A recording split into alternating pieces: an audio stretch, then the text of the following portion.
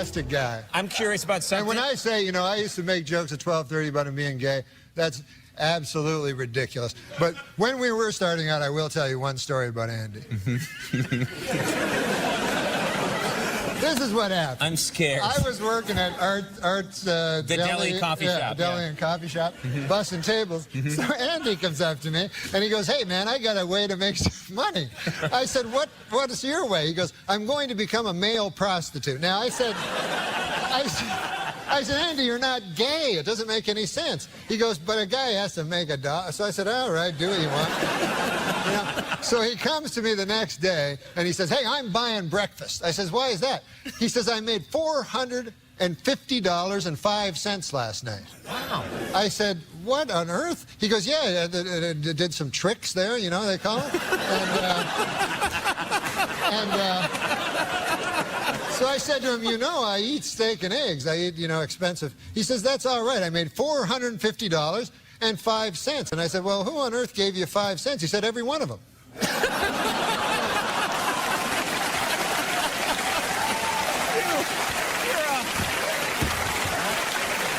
Good God, you're a horse's ass. I was concerned. That's simple arithmetic. That's 9,001 dudes. Please. We have to have. I will take a break. That's got to be one of my all-time favorite Norm bits. Alrighty, welcome everyone to Readout. Joining me today, we have John and Christian as per our usual arrangement, and also Kyle, aka Reformed Renegade, is joining us to kick off today's call-in show. So, John is going to go ahead and post the link in the chat, I think. And if you want to join the show tonight, then feel free to jump on. And we will bring you on as time permits and kind of the topics allow. We won't have everyone in at the same time, but yeah, we want to get a chance to talk to you guys, and we appreciate you being here. So, Kyle, thanks for joining us. Let's start with you. How are you doing tonight? Pretty good. Drinking How are you? Special? Egg whites. Drinking just straight egg whites. Based. Is that That is based, actually, yeah. Straight protein. Fantastic. Christian, how are you, sir? Oh, doing well, man. Hanging in there. Excellent. You're still off beer, so Yeah, I'm just drinking a Red Bull. I'm off the witchcraft drinks thanks to John's esoteric knowledge. So yeah. That's right. Yeah. I apologize. Everybody likes those drinks until I tell them that they're blessed by witches. And they tend not to like them as much afterwards. No, I appreciate the knowledge. Definitely want to stay away from that. John, how are you, sir? Good. Glad to be here. I'm not really drinking anything very exciting, but I did get a new book in yesterday. I've only read the foreword so far, but this is the Letters of Ignatius of Antioch. So this should be very interesting to go through over the next couple weeks or so. Hopefully, I'll get that knocked out. That means you finished. Who are you reading before? Well, so I finished on the apostolic preaching. I have not finished yet Against Heresies by Irenaeus, because that is still a slog to get through. I mean, it's basically a Bible. This is literally a Bible to get through. At some point, you just gotta keep going. You know, you can't get bogged down in one apostolic father. Yeah, well, the chapters are only like 2 pages long, you know, so it's like I read a chapter and I'm like, okay, that's enough. Yeah, I get it. I'll go on to something else. Oh, dude, yeah. Well, I'm doing well. I am drinking a dirty martini. I thought I'd change it up a little bit. And I know no one cares, but I'm going to tell you anyway. It's got to be 2 ounces of vodka. I use New Amsterdam. It's just a nice, inexpensive, but good bang for your buck kind of vodka. And I do it with 1.5 ounces of the juice from, what are these? Castelvetrano olives. And I like to load it up with about 5 olives in the glass. And of course, I'm just going to shake this up and strain it with a Hawthorne strainer. Now, does putting the olive juice in it qualify as a dirty martini? Is that what constitutes? This would be a dirty martini. Yeah. This is my preferred method. The reason I like this particular olive juice, this particular ratio, delivers a nice, savory, salty, somewhat briny drink, but not overly briny. Some dirty martinis you get, and it's just like it just feels like you're drinking olive juice. And even though there's an ounce and a half of olive juice, this drink is nearly half olive juice. The particular olive juice that you get with these is not overly strong, and so it's not very offensive, and it ends up being a nice balanced drink, and it has a nice volume to it as well, so you don't and it's only half alcohol, so it's a nice dirty martini. All right, so today, like I said, we've got a call-in show, and what I asked is for those of you who reached out ahead of time saying that you wanted to call in, I asked you to send in some kind of topic, either an article or a clip or something, and that way we can, kind of crowdsource this thing. We also brought some of our own, but we'll start with Kyle since he's here from the get-go. Kyle, do you want to introduce the clip? Is it the Doug Wilson one? No, the Pentecostal. Yeah. Yeah. So I found this African Pentecostal. What do you want to call him? I guess he's an apostle. He's exercising fish out of this dude's giant ball head. You really just gotta see it. Yeah. Is there a link that I could get to the original, like who these people are at some point? But yeah, I guess you guys can just experience it for the first time, as I had to. Oh.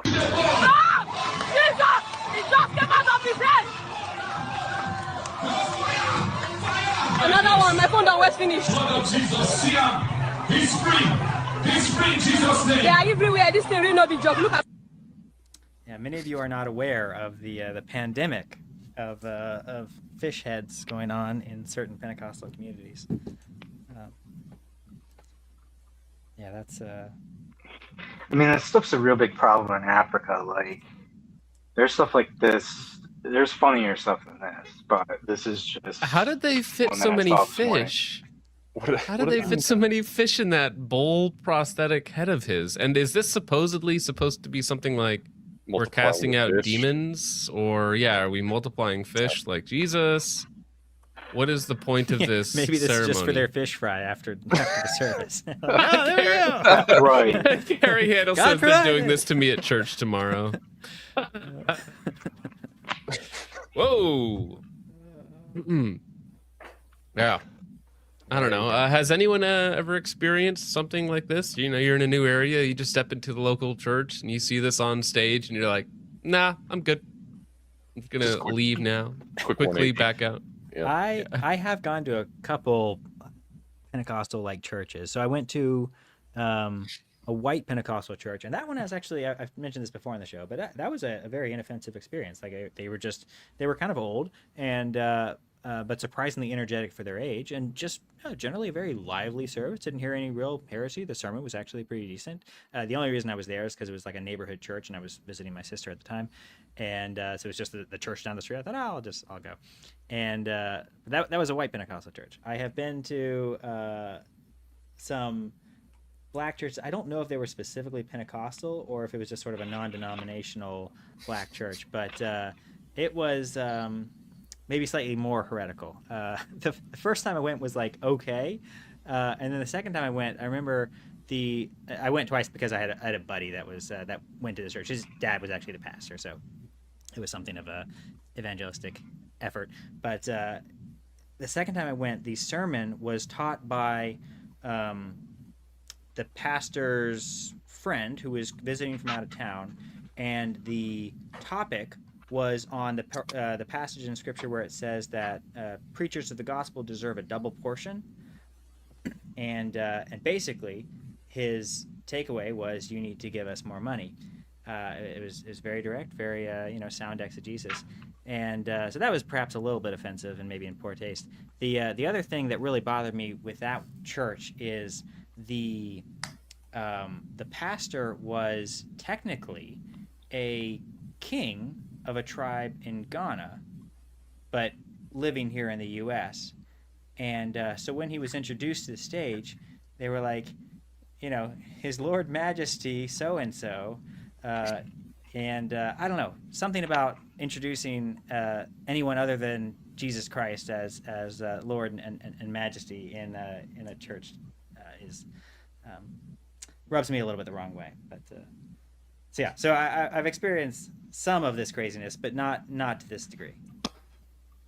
My favorite one is when they start running on the pews and then they fall, because they're overcome by the Spirit, so they start running around and then they just instantly biff it.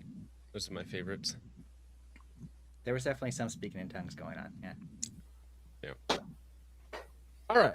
Well, where to next, gentlemen? So I wanted to start off with, is my audio low or is it okay? No, it's fine. I bumped it up. All right. So some of you may know, and hopefully we'll get to cover this when it actually comes out, but Doug Wilson and Joe Heschmeyer, both people that we've covered on this show, had a Sola Scriptura debate earlier this week. And I think that will be a very interesting debate when it is released to the public. At the moment, they haven't put it out yet, but the debate was live, and apparently it sold out. I think there's about 2,000 people there. And both those people are actually pretty good debaters. And so I think that'll be an interesting representation of those ideas. Doug put out a video yesterday that seemed to be somewhat coming off of the way he described it as kind of some of the ideas that he had after the fact, where he was just thinking like, these are some points I could have made about one particular point. And specifically, it was on this question of, if you have Sola Scriptura, and that's your only standard, then you get all the different denominations that you see. And isn't that a problem? Isn't it something that Protestants should be ashamed of, is all of these different denominations and the lack of unity? And so Doug's video is primarily about unity. And kind of the different types of unity and what we should expect and what we should try to pursue. So this is something we've talked about a little bit. I thought that would be interesting to start out with. Just the last half of that video is only about 5 minutes. So yeah, if you have that one pulled up, John. All right. Doug Wilson, two kinds of unity.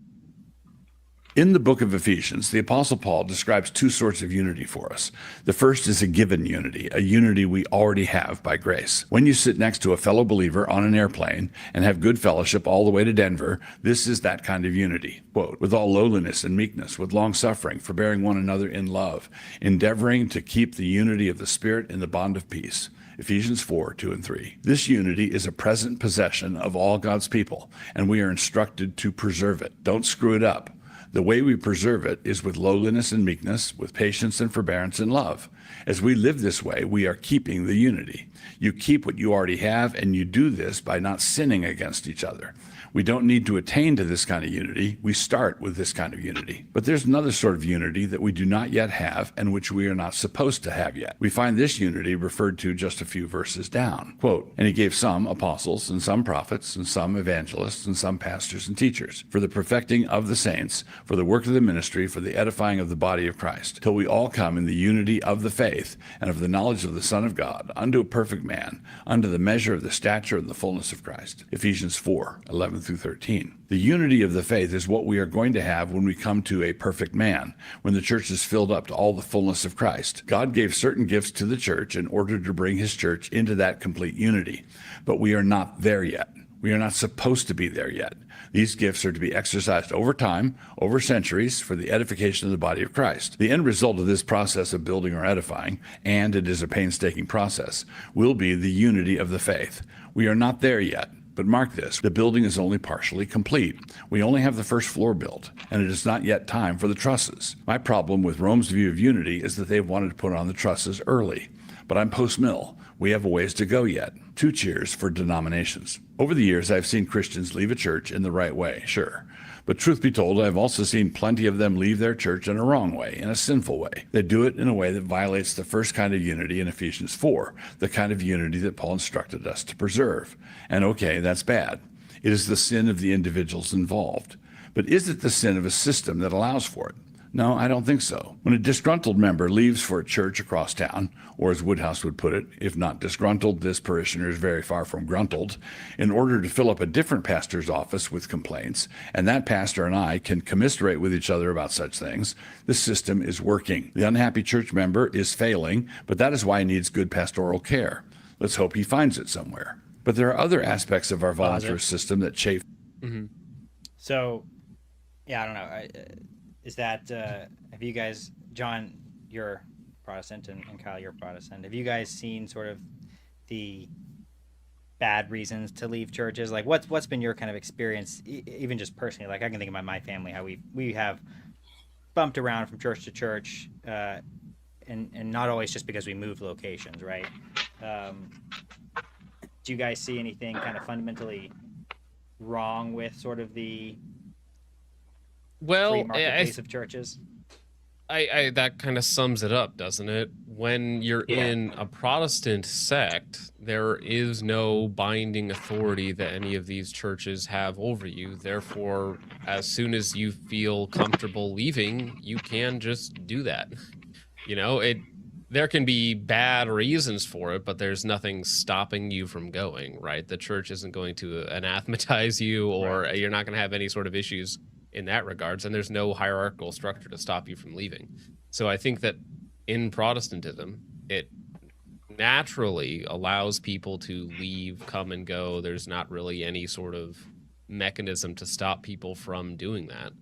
And so they can, and in the most extreme cases, sometimes they'll leave, the Lutheran church, and they'll start their Presbyterian church, or, whatever denomination, or they'll go non-denominational or something like that.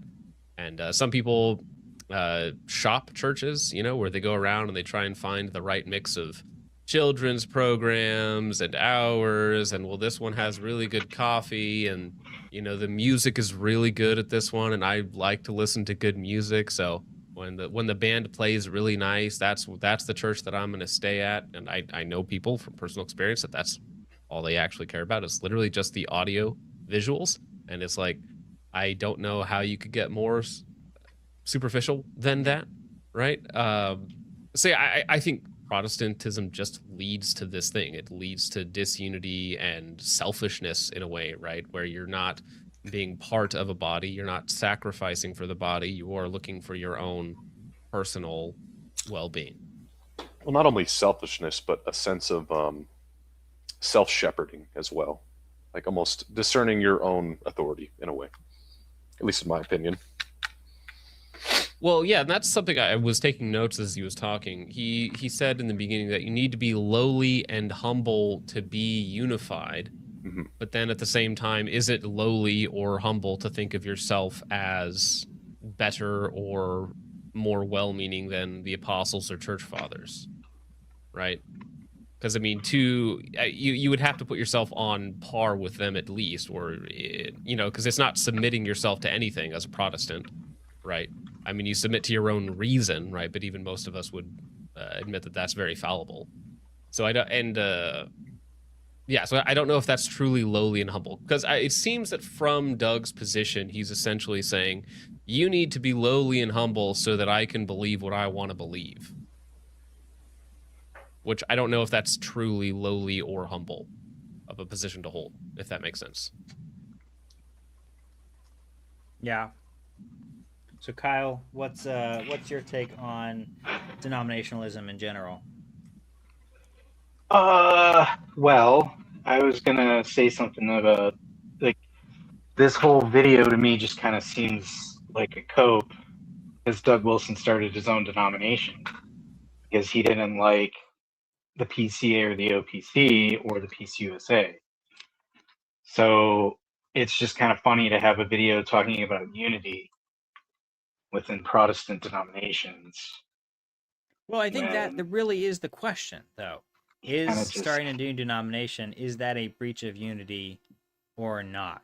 Because my position is that it does not have to be. It certainly can be, and at times just the way it's done is done in disunity. But, my contention, I made this argument a few times, is that denominationalism is not inherently a breach of unity. In other words, you can start a new denomination to essentially remove yourself in terms of proximity from people that have different doctrines, that if you were to try to worship together, that would actually create tension and disunity in a much more serious way. And so you just simply separate yourselves physically, but you can actually remain in a spiritual unity on the core things. And because we all have to worship, and we all have to worship in physical ritualistic ways, and our doctrines will affect those rituals, we can't worship together without causing tension. And so to remove the tension, we separate and worship in slightly different ways, in some cases very different ways, and that actually allows us to maintain a certain spiritual unity. Do you buy into that argument at all? No, not really. I mean, I came from, being an atheist into immediately, I guess you could call it quote unquote Reformed Baptist tradition. But it was through taking classes that I kind of had to split over the baptism issue, because I was like, we have 1,500 years of this, right? And then all of a sudden, Zwingli and these guys are like, no. So I became Presbyterian, and I don't know, I don't really buy it. I remember in the Baptist circles, you have all these people in there, and if you talk to them, a lot of them were former Catholics, so they'll go from Catholics to Lutheran, and then for whatever reason, most of the people I've talked to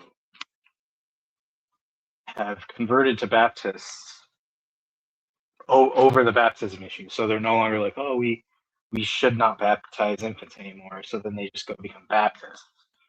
And then it just seems in like the Baptist circles, anytime you hear something you don't like, just leave and go somewhere else. Now I know the Presbyterians are a little bit different, as we see with kind of the drama with Ligonier.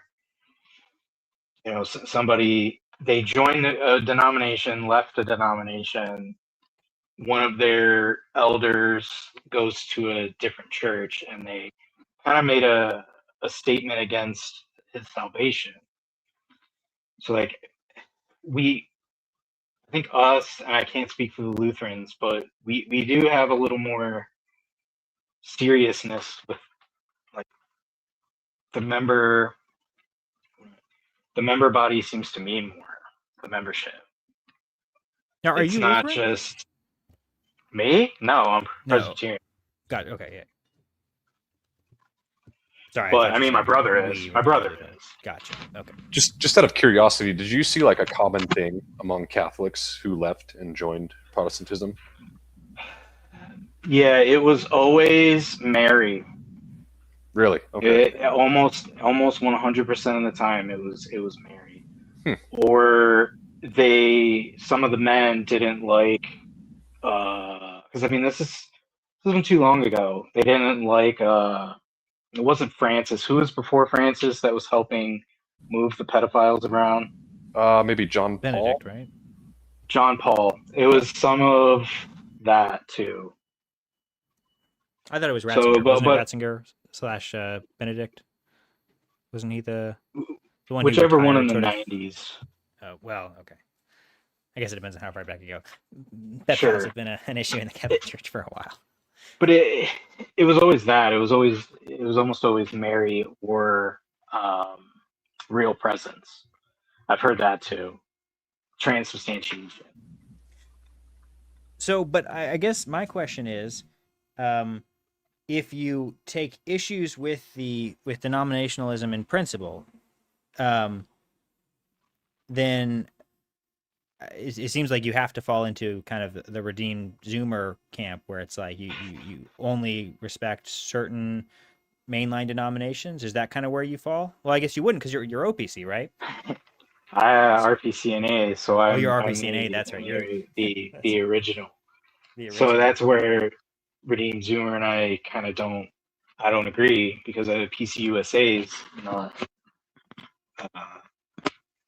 in my opinion, the original. But How old is RPCNA? Uh, It's a prohibition 17, denomination, isn't it? Is it 17? 1780, 1730? We're definitely way older than the PCUSA. You're right. I see 1743, 1738. I see a couple different dates here. Interesting. I didn't realize it was that old. I'll have to look more into the history there. Okay, so but you do assent to Redeem Zoomer's argument. Then you just disagree on the facts of which one's the oldest. I think his argument is good. But I think once your denomination has pretty much become sinful, like you know what I mean. You have James Tallarico in the PCUSA, getting his master's or doctorate. Yeah, not a good look. Theology. You have this guy saying, "Go ahead and train kids," and making abortion cases and claiming, God is non-binary. I think you should probably be concerned with the state of your soul if you stay. Because I don't know how you stay in an environment that pushes that. It's antithetical to our religion. So I mean, I've heard his but I see what argument, he's but it is- saying. It's tricky. I understand his argument. I understand, I don't know if people know this, but in a lot of these main lines, the church has a endowment. So since a lot of these PCUSA churches were founded in the 1800s, their endowments are like millions of dollars. So I get it. You have these nice buildings, which he's very concerned about maintaining. And they have these endowments. So you have this built-in network to reconquest. Problem is, I don't think anybody cares anymore. The PCUSA, it's either rabidly liberal or there's 4 people inside of there. Right. I I mean, don't know if you've ever gone in. It reminds me of the quote from B.B. Warfield. I believe it was the guy who wrote Christianity and Liberalism, who I'm blanking on his name, but he was talking to B.B. Warfield, and he was sort of a younger student at the time, and B.B. Warfield was I think the chancellor or president of the seminary, and he said, "I think that we're approaching a split in the church." And at the time, this was the PCUSA, and B.B. Warfield responded and said, "Well, you can't split dead wood." And his feeling was that it was already just rotten to the core. There's really nothing to even split. And I think that's kind of where the PCUSA has been for a long time. It's even more rotten now than it was then. Certainly. All right. Well, we can keep going through this video. I do want to go ahead and bring in Full Metal Jacket, though. Hopefully he's ready. Let's see. Well, he's been chatting it up. Yeah, I know. Chatting it up in the chat. So I think he's paying attention. Can you hear us? Is Full Metal Jacket the first honorary Orthodox on the show? I think he's the first true ortho bro on the show. Yeah. Well, we'll let him. Oh, there you go. Can you hear us? Okay. I can hear you just fine. I hope the same is true on your end. Yeah, we can hear you fine. Very All right, good. we'll just we'll bring you in early here, and then and we'll finish off this clip, and then we'll get your intake as well. And I know you had some things you wanted to discuss on your own, so certainly. Welcome to the show. The tidy-minded. A family gets up Sunday morning to go to church, and that part's good. But then they drive by 20 churches to get to the one that they like, the one that they joined. When families move to a new city, we even have what some consider an appalling phrase to describe what they then do. They embark on the task of church shopping. What? Are the means of grace to be treated like you would check out the schools, malls, and gas stations? But here's the thing, speaking of gas stations, the tidy-minded socialist is frustrated by that 4-way intersection in town that has a gas station on every one of the 4 corners. All he sees is chaos, waste, inefficiency, and more. The gas market needs to be tidied up. Let's have just one gas station there, with the government keeping the price of gasoline fair and reasonable, and everything will be so efficient. The only problem with this system is that when implemented, the efficient gas station doesn't have any gas available. And in the shambolic system, with nobody in charge of it, all 4 gas stations had plenty of gas. So there's that. Let me put it this way. The reason the majority of those 20 churches hold to the gospel and are preaching the gospel is precisely because people can drive by them to get to their church. The gas stations have gas. We've not yet arrived at the unity of the faith that Paul promises. Until that day arrives, we have to realize. I have to pause it there. I do find it a little ironic that he is miffed about the phrase, treating grace so mean that we refer to it as church shopping, and then he immediately makes the analogy of the gospel to gasoline. It's like, well, it's kind of the same thing there. I think that's actually his point. I think that he's saying some people are miffed about the phrase church shopping, but he's not necessarily. Maybe it's more an accurate representation of what's going on, and maybe it actually indicates part of the good of what's going on. But maybe, see, I'm really conflicted on this because, what if 19 out of those 20 churches are teaching some form, lesser or greater, of heresy, though? So am I happy that there's 20 churches in the area that are in various stages of heretical teachings? Not so much personally. Right. Churches don't work any better. Good. The hope is that they all do have the gospel, and I think that's his assumption as well. He states that explicitly. Sort of, he's the reason you have all these gas stations, and yet they all have gas, right? Versus in a socialist hellhole, you might have one gas station and it's out of gas.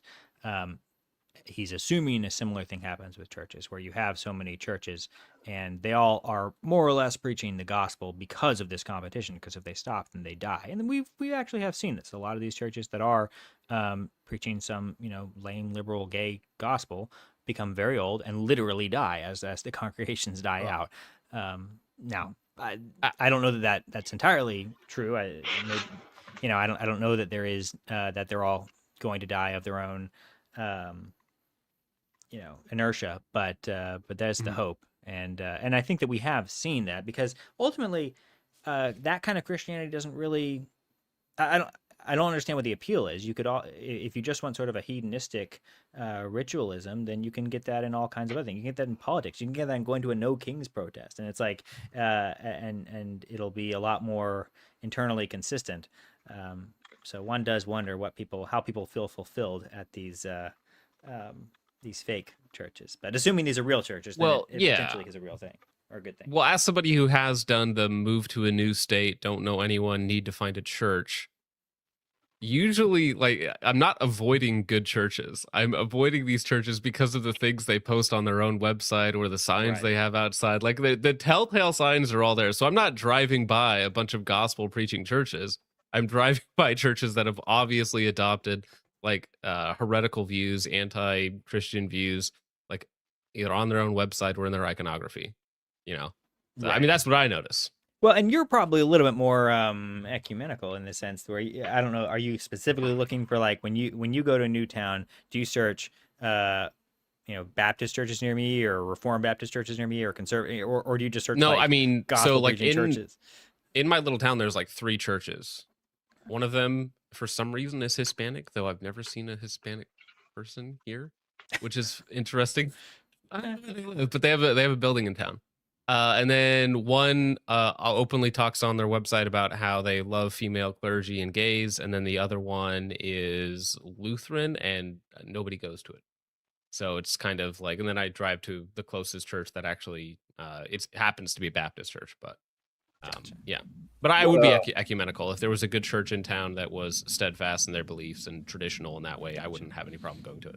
What do you mean by a church's iconography? I'm curious. Well, like a gay pride sign. Right. Okay, I got you. Yeah. Okay. That'd be an icon of sin.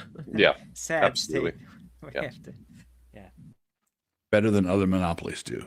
They get fat and lazy. We are not at the eschaton yet, and so competition, keeping within Ephesians 4, 2, and 3 limits, is a healthy thing. But doesn't God promise a visible, tangible unity for the church? Yes, he does. The church will be without spot or any other blemish. Ephesians 5:27.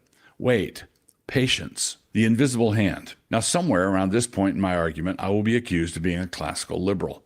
And to that charge, I will cheerfully plead guilty. But I want to be the kind of classical liberal who is not apostatized into atheism and infidelity. The kind of classical liberal who refuses to leave Jesus out. I am a classical liberal who refuses to worship an impersonal market. The invisible hand that Adam Smith described is actually the hand of Christ. He is the one who determines the price of widgets. He is also the one who is building his church, Matthew 16:18. He is not the one who said he would build his church and would have done so if it hadn't been for those sectarian Protestants. No, he promised to build his church, and that is precisely what he has been doing this entire time.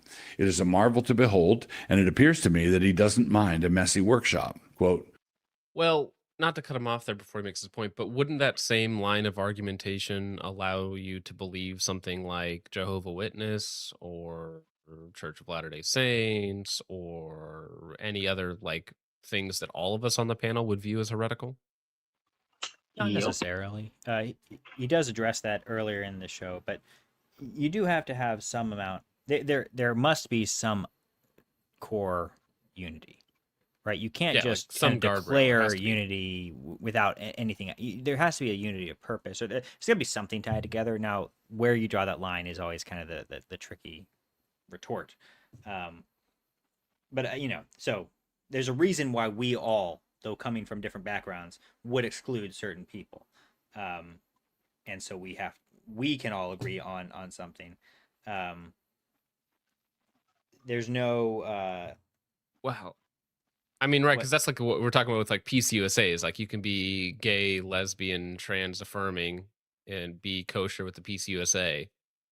And then, but you can't be Baptist because you believe in infant or you some efficacy for infant baptism, right? So there's almost no unity in the beliefs of the Protestant church, right? So there's something disqualifying. It could be even potentially disqualifying. Legit mainstream even denominations. Yeah, that is tricky. I mean, the gay stuff is bad, but it doesn't bother me as much as just the straight up. It's like the theology stuff where it's like God is non-binary and God, that's much more offensive to me than saying, oh, we'll allow gay people to be in our membership rolls or whatever. It's like that's bad, but not nearly as bad as real straight up heresy. Sorry, was that Kyle? Yeah, I mean, a lot of your PCA. So if you want to be a minister, you have to go to one of their approved seminaries. I'm pretty sure. I mean, that's how we are. I don't know that that's PCA true. is that way too. Well, okay, I think that probably is true. I don't know that they all have to be explicitly PCA ministries or seminaries, but they are probably somewhat picky. The Peace USA, you have to go to theirs, and the problem with that is like Austin, for example, like they basically mix in Gnosticism. That's where James Tallarico's learning all of this Gospel of Thomas. What's the name of that seminary? It's Austin Theological Seminary. Yeah, it's one of the Peace USA ones, and they're all like that. So yeah, there's like a couple that offer reformed conservative programs, but I mean the PCUSA is not gonna put you in as a pastor. They're not gonna give you a church. The third picture on their website is a gay preacher with a pride scarf thingy vestment. That's gross. All right, Max, Full Metal Jacket. How do you feel about all this nonsense? Well, as someone who was raised as a militant atheist, found my way to Christ in due time, and then came to Orthodoxy only about 5 years ago. Honestly, I've put I never had a whole lot of background in denominationalism to begin with, although I have had some interesting experiences when I was a Protestant. But I just, coming from the Orthodox background, it all just sounds like Heresy Church USA to me. No offense intended.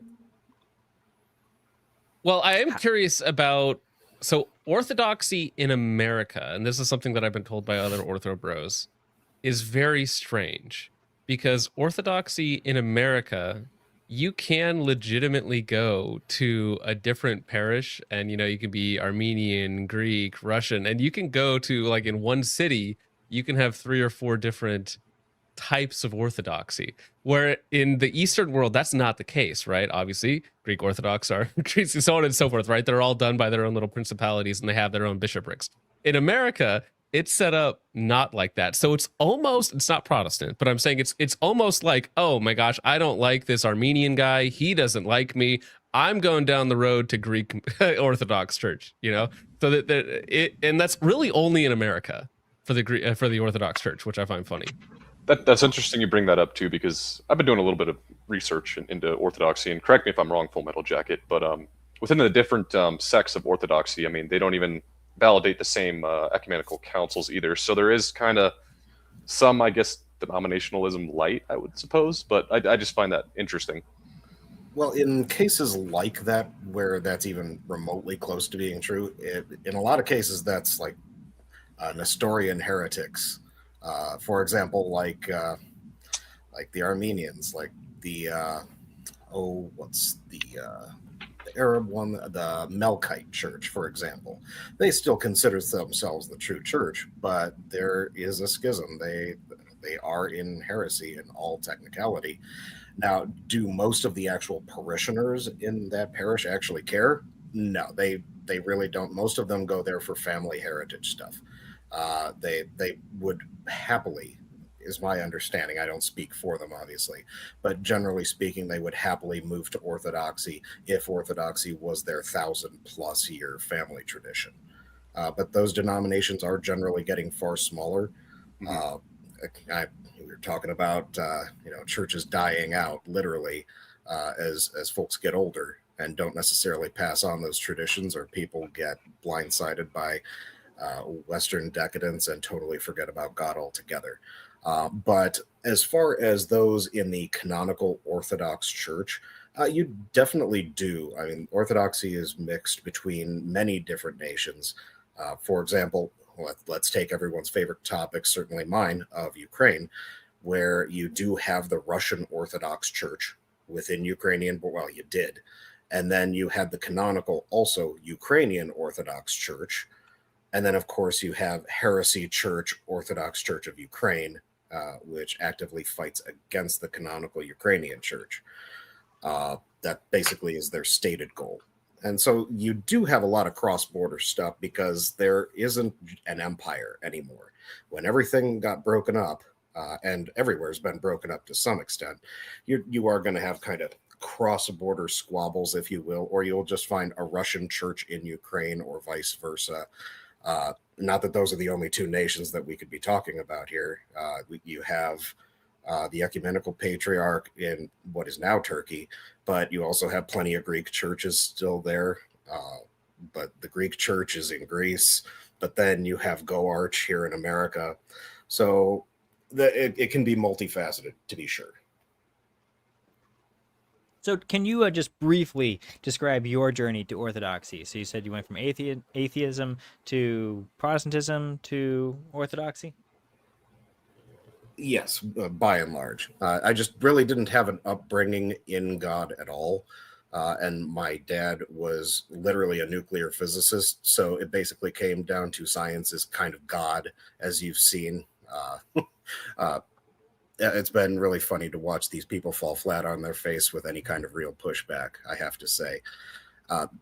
So that's what I grew up with. And about the time I was graduating high school and just going into basic training, I started to think, like, is this really all there is to this? Kind of that nihilistic question.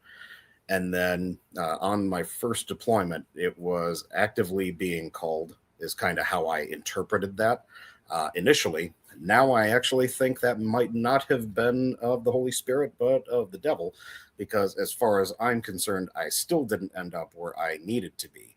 And there's nothing the devil likes more than to confuse someone on the road to the truth. So my interpretation of that has more or less changed almost entirely, although praise be to God, I did find myself going the correct direction over time. So I initially went to just kind of, because I was stationed at Fort Hood, Central Texas. So we went to this big, absolutely multiracial, preaching and a hooting and a hollering church, but it wasn't a particular denomination. It was just kind of a community church. And that raised my interest. I had also just gotten married, and my wife starts taking me to church out of nowhere. What's this stuff all about? And she grew up Pentecostal. She is Hispanic. Take that for what you will. But ultimately, did drag me in there. It got me thinking about Scripture, and within 9 or 10 months, I was a believer in Christ. Then got stationed in Fort Bliss in El Paso, and went to, I think it was a Church of Christ there, which was like Pentecostal light. Like they did the speaking in tongues thing, which was weird, but they did a lot of speaking from the heart in at least what at the time seemed like truth. And I got quote unquote baptized there my first time. Then moved back out here to Arizona to stick with my aging father after my mother died, and started going to a Bible church. Big Bible church, 5,000 person Bible church, 2 or 3 services a day. You know, you go there and it's 45 minutes of Christian band camp. And then the pastor gets on the screen, pours his heart out for 40 minutes, 5 minutes after he's done talking, no one remembers what he said. And if you went to a satellite campus, in addition to that, then you got to see him on a projector, which was fantastic and very convenient. Sorely lacking is the true translation of that. And then COVID hit, and I had already been, again, kind of in that mode of, is this really all Christianity is? Is this all there is to this? And it turned out no. And while everything's locked down, I found a local Orthodox parish here, and they would stream the liturgies and all of the other services. So I kind of got a feeling for it. And then I come to understand, because my mother is from basically the Slovakia-Ukraine border, like on the border, a stone's throw from it. But they came up in the Greek Catholic or Byzantine Catholic Church, which does have unity with Rome. I'm just going to leave that there. There is a little history session there. But almost all those people were always Orthodox going back 500 years ago. And so it was an interesting perspective, because I used to go visit my grandmama in Cleveland. And when I was little, like 6, 7, 8, 9 years old, and I got the smells and the bells, and I liked it, even though I knew nothing about it. And come to find out, oh yeah, we were all Orthodox 500 years ago. That's why all of this sounds and smells very familiar. It's probably even epigenetic at this point. But ultimately, it did take me 500 years to bring the family back to the church. And that's something I'm never turning my back on again, God forbid. So that's a lot of my background. You'll have to forgive me. I have the gift of gab, as they say. I'm a storyteller. No, you're good. It was complete yet concise. So I appreciate that. All right. Well, let's see. Do we have anything more of that clip, John? It's about 40 seconds left. Okay, let's finish it. If you just want to finish it out here. Where no oxen are, the crib is clean, but much increase is by the strength of the ox. Proverbs 14:4. So a brand new season of the blockbuster nature series. Okay, no, that literally was it. Okay. Just the ad. Yeah, sometimes the manger is messy. That's just... So, question for you, Fuel Metal Jacket. In terms of your theology, did you have much of a theological understanding prior to coming to the Orthodox Church? Or did you basically learn all of your theology within the context of the Orthodox Church? Was it just kind of like very basic beforehand, and now you feel like you've really got it? Or were you kind of a theology buff, or were you interested in theology prior to coming to Orthodoxy? Well, I guess that depends on what you consider actual theology, because as far as I was concerned, no place I ever went pre-Orthodoxy had anything worth mentioning of the sort. Doesn't mean they didn't try to sprinkle some of it in like some of the adult small group things or some such like that. But ultimately, I only got actual well thought out, backable theology through the Orthodox Church. And you're not just saying that because you disagree with all the theology you were taught prior. You're saying that they just weren't heavy on doctrine in general. Is that accurate? Correct, which is the ironic part, because we have a giant Protestant-esque seminary right down the street that everyone would donate to. We were happy to get pastors from there. And it's like, yeah, but what are we teaching here? Because it was just like, I have a story that I'm going to type as my 40-minute sermon. And that was it. There wasn't any theology truly being taught. Fair enough. I got a question for you as well, Full Metal Jacket. How exactly does confession work in the Orthodox Church? I know it's quite different from Catholicism, so I'm just curious.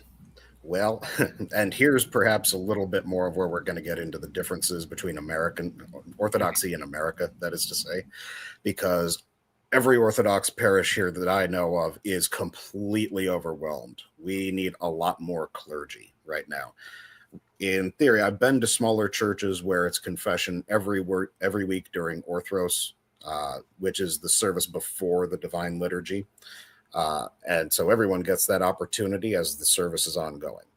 However, at least in my parish, where we probably have 60 catechumens every term, which is about every 6 months or so, we have so many new people coming in. We probably have 600 families at our church right now, so much so that while we already have not a satellite campus, it is a separate parish, sister parish. And we're now actively looking, as of at least a couple of weeks ago, to get yet another one.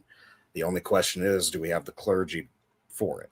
Because right now we do have 2 priests, which is a new thing, but there's so much need between blessing of homes, between hospital visits, between confession, between touching base with the spiritual father, which in most cases is the parish priest. Meetings of this variety, along with all the other things priests normally do. Like, they have lives, they have families of their own, for example, and just completely overwhelmed. So we're lucky if we get confession. We're lucky if we get it once a month. Are most of the priests married in your experience? Yes. So well, I meant as far as before becoming. Sorry, go ahead, Christian. I meant as far as like how the actual act of confession works when you go into church and you confess your sins to the priest, how that works within the Orthodox Church. Well, and again, I can't speak for all of Orthodoxy in this. Sure. I can only speak from my experience, and it's literally I make an appointment with the priest's secretary. We go into his office for confession. It's not even in the church itself, and he presents the book when you do the little reading for confession, and then you confess your actual sins, and it can kind of mold into a bit of a back and forth, a conversation, and then he'll usually give you.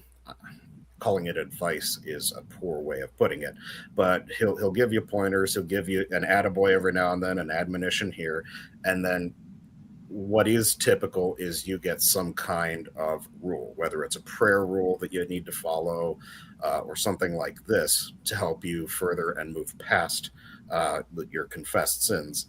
He gives you that, blesses you, and sends you on your way. Okay.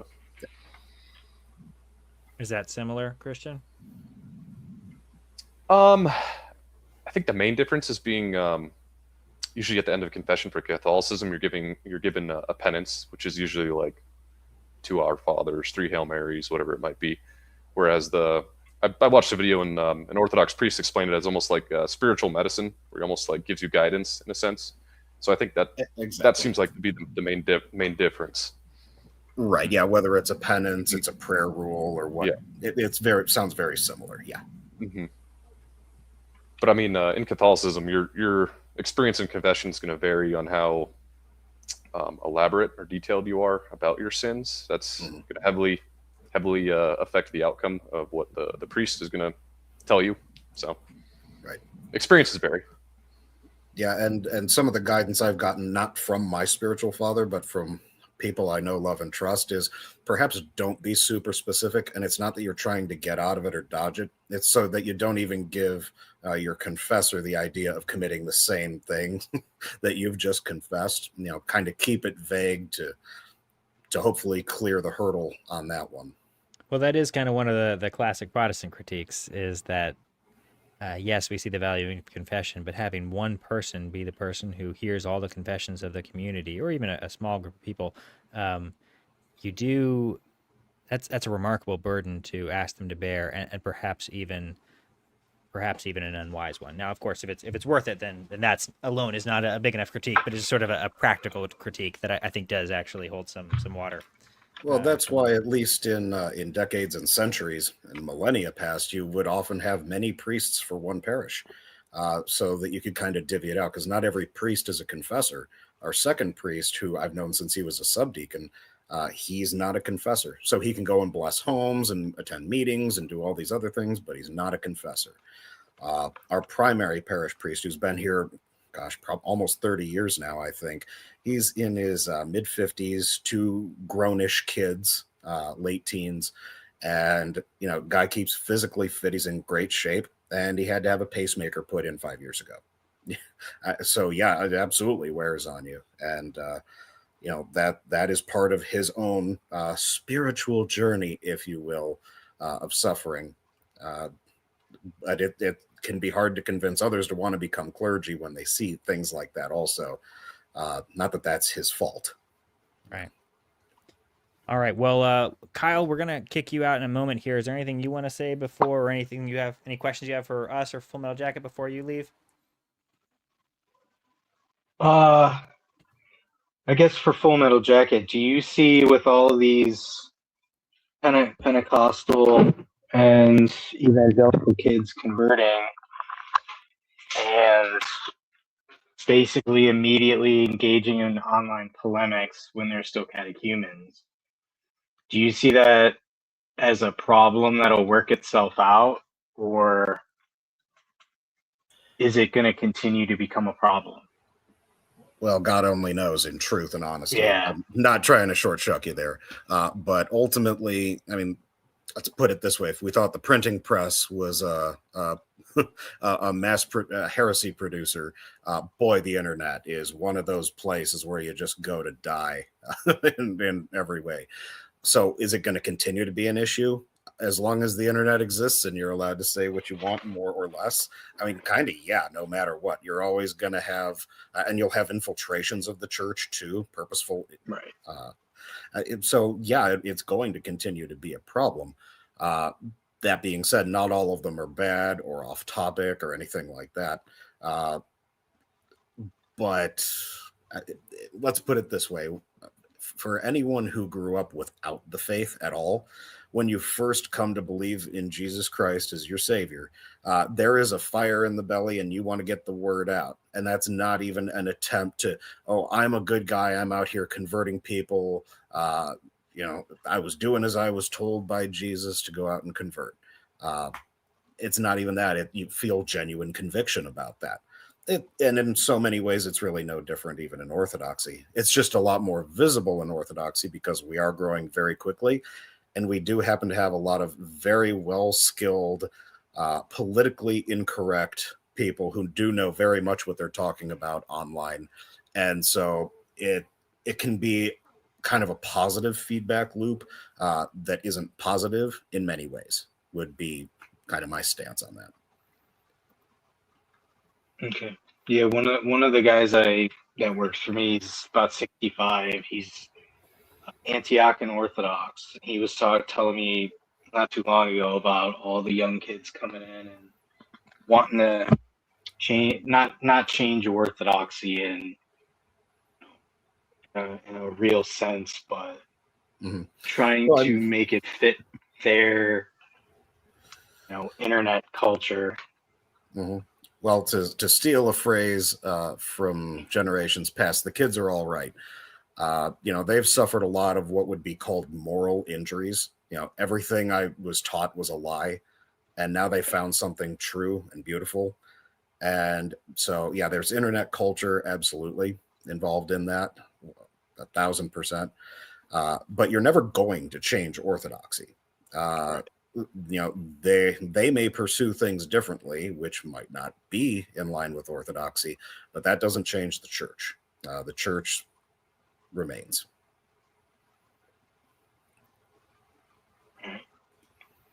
Cool. All right. Well, Kyle, Reformed Renegade, thanks for joining us tonight. Thanks for Yeah. all your participation in general over the last several months. We really appreciate you having you and appreciate you joining us tonight. Mm-hmm. We'll go ahead and kick you out and make room for, we're going to All bring right. in Camden here in a second. But yeah, thanks so much for being here. See you later. God bless, Have a good Kyle. night. Have a good night, sir. Bye. You too. All right, Camden, we're going to go ahead and add you into the stage. We double clicked it. Oh, we double clicked it again. I was like, why is it not working? John's clicking at the same time. Yeah, All my right, bad. My bad. Camden. Dude, Welcome Cam, to the please show, tell sir. me you're part of like a rock band or something, dude. That hair just. I worked in Nashville for like 4 years, so it's I guess Wow, the closest I can get to that. Yeah. So Camden, thanks for reaching out. You said you've been watching for a few months now. Yeah, And you yeah. reached out via email. Wanted to come on, so we appreciate you. Being in the audience. We appreciate you coming on. Yeah, happy to be here. Thanks for bringing me in. Yeah, absolutely. What's your what is your sort of your faith story? What denomination are you a part of? What type of Christian are you? How long have you been a Christian? Yeah, I mean, I grew up kind of surrounded around faith. That whole thing. I mean, I'm only 22, so I'm not like I don't really know.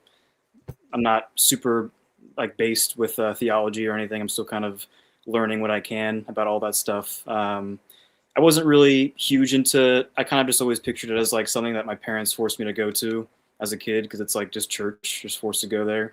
I didn't really start getting into it until the last like year or so when I lived in Nashville for a number of years and I worked with a lot of I guess just interesting people, as you could imagine.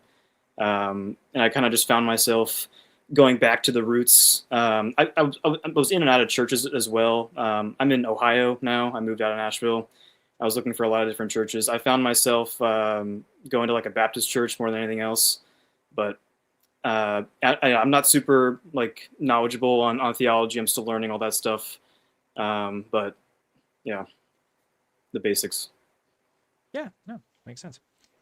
All right, so let's see. I know you brought in you had a couple clips for us. So we'll get to that eventually. But first, I want to give Full Metal Jacket. So you, Max, you had a couple. Did you want to talk about Iran or anything else on your mind? Well, it was more of me posing a question than anything else. So if that's a rabbit hole you want to go down, I have the means and the opportunity. Not really, obviously. but we can. It's my favorite topic. I mean, my position just holds that a Christian can't justify this war. So, let's see. I don't know if we can get into it. I think my contention is that the reasons for a statement like that's so definitive, a Christian cannot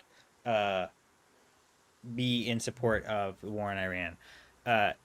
There are kind of three basic categories of arguments that I've heard in that regard. And it's either an Israel-centric argument where we're doing this on behalf of Israel, or Israel is a nefarious player and we shouldn't be siding with him. They're not our ally at all. We have no interest in helping Israel, or Israel is controlling us. Or it's some kind of argument that pertains to Israel, and that's the reason why it's antithetical to Christianity here. That's kind of one type of argument. The other would be more of a political argument of just sort of isolationism.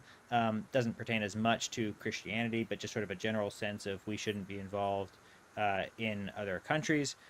Or then a third argument of just pacifism in general, which does tie into Christianity. There are Christian pacifists. I think it's an untenable moral position, but that is another argument that you'll hear for why we shouldn't be supporting any war at all, but certainly not this war in Iran.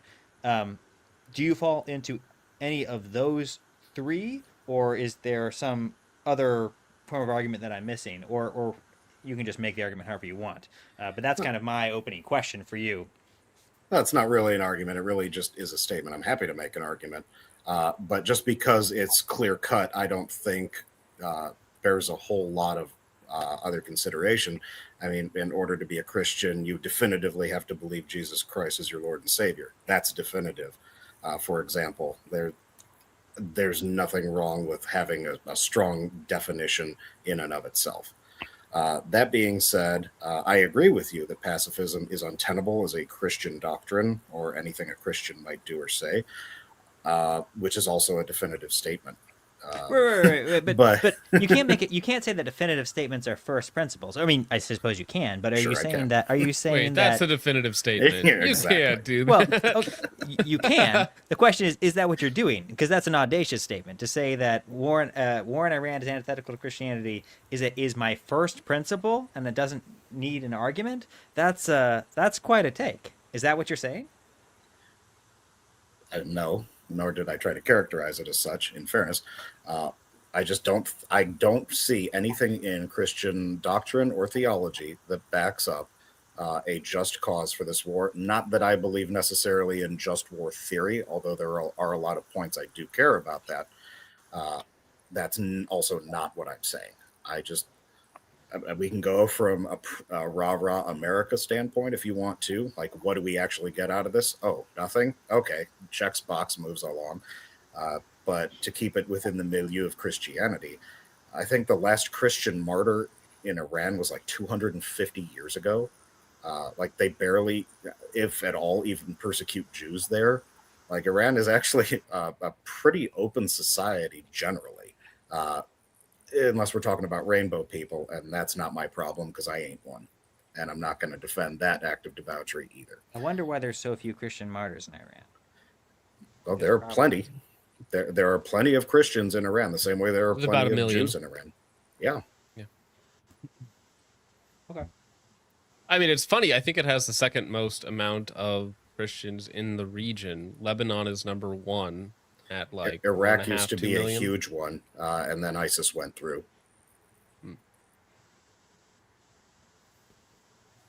Okay, so again, why the definitive statement? Why can you make any kind of argument? My statement is I don't find anything in theology or doctrine on the Christian side that says this is defensible. Would you posit that there is? Well, I think war is complicated, and there are many reasons that you could go to war. I guess is that statement about war in general in other countries or this particular war? There are just causes for actual conflict, even preemptive strikes, because one is rather dumb if someone's obviously amassing an invading army on your border, but they're also unprotected. You'd be kind of foolish to not do something about that. That being said, if you're in ongoing negotiations, that is totally reasonable. This is the trap that Russia kind of fell into leading up to the outbreak of full World War I being declared. After the war had actually kind of started already, they waited too long to go ahead and bring everyone to bear. So if you look at what America does, and it's very, very clear, we negotiate as a pretext to go to war, not to avoid a war, which makes us extremely duplicitous, and by definition, it makes our actions evil and indefensible. And no one is ever going to trust us again, nor should they. I don't like saying that about the country I served 2 combat tours in. I wish I could say nicer things, but that is my experience.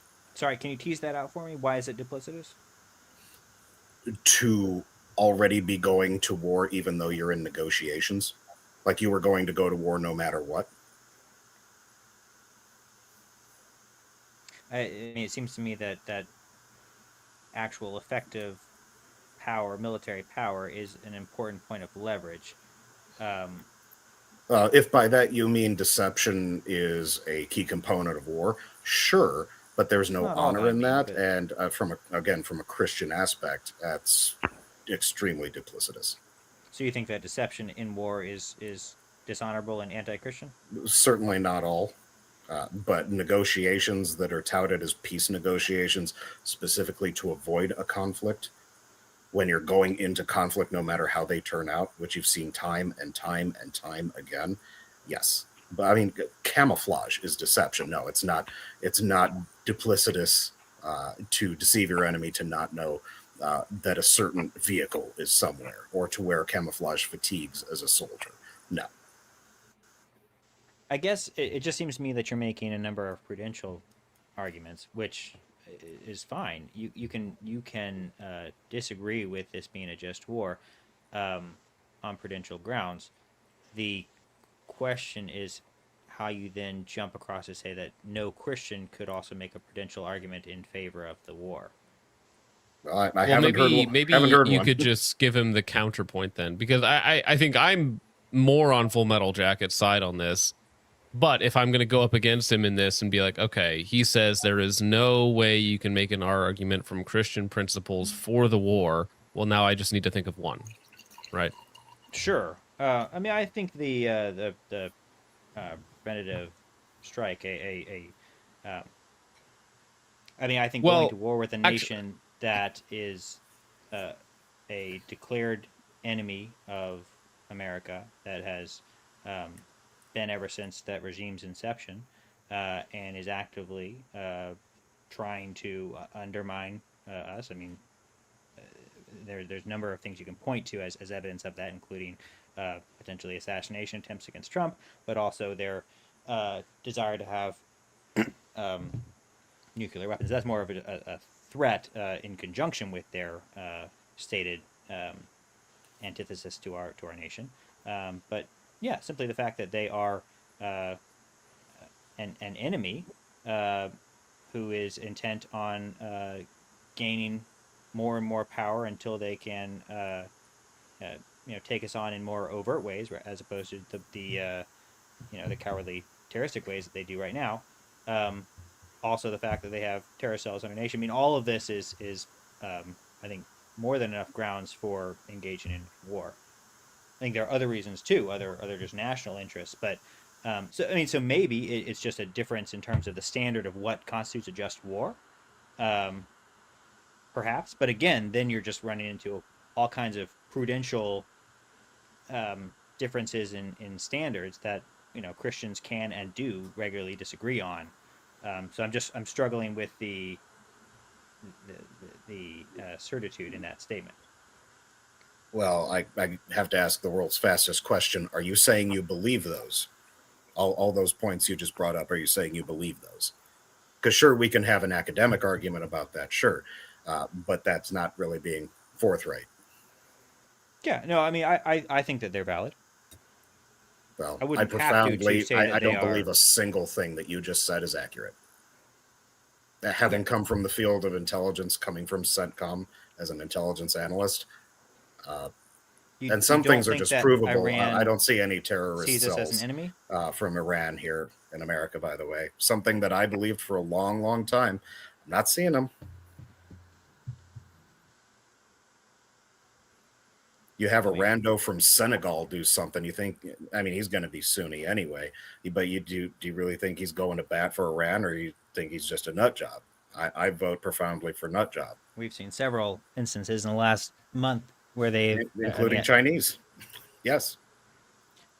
Well, China and Iran do have aligned interests in many ways, but there are plenty of militants who will explicitly say that they are in support of Iran. I forget the exact news story, but there was, I believe one of them was very explicit in their rationale. But I mean, if someone can find that news story, I'd love for you to throw it in the chat.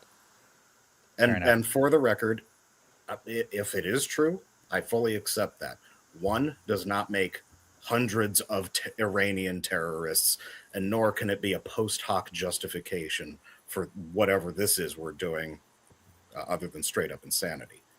Well, but could a Christian simply just be misinformed because most nominal lay Christians would not have access or intuition or information or training that you've had in this field? So let's say you're just a nominal ortho bro Christian and you're like, oh, I saw on Fox News they said that they were just about to have a nuclear bomb. We should probably stop them from doing that, right? I don't think there are a whole lot of Fox News watchers in Orthodox views. Well, hey, there's got to be two. There's got to be 2 or 3 out there somewhere, bro. So, I mean, is it possible? I mean, absolutely. And I'm not here to defend any amount of Islam. I can't do it. I won't do it. But you don't have to like Iran to know that what we're doing is bad. Those are not mutually exclusive. Right. But okay. So I guess I'm struggling still. Let's say that I am totally misinformed. You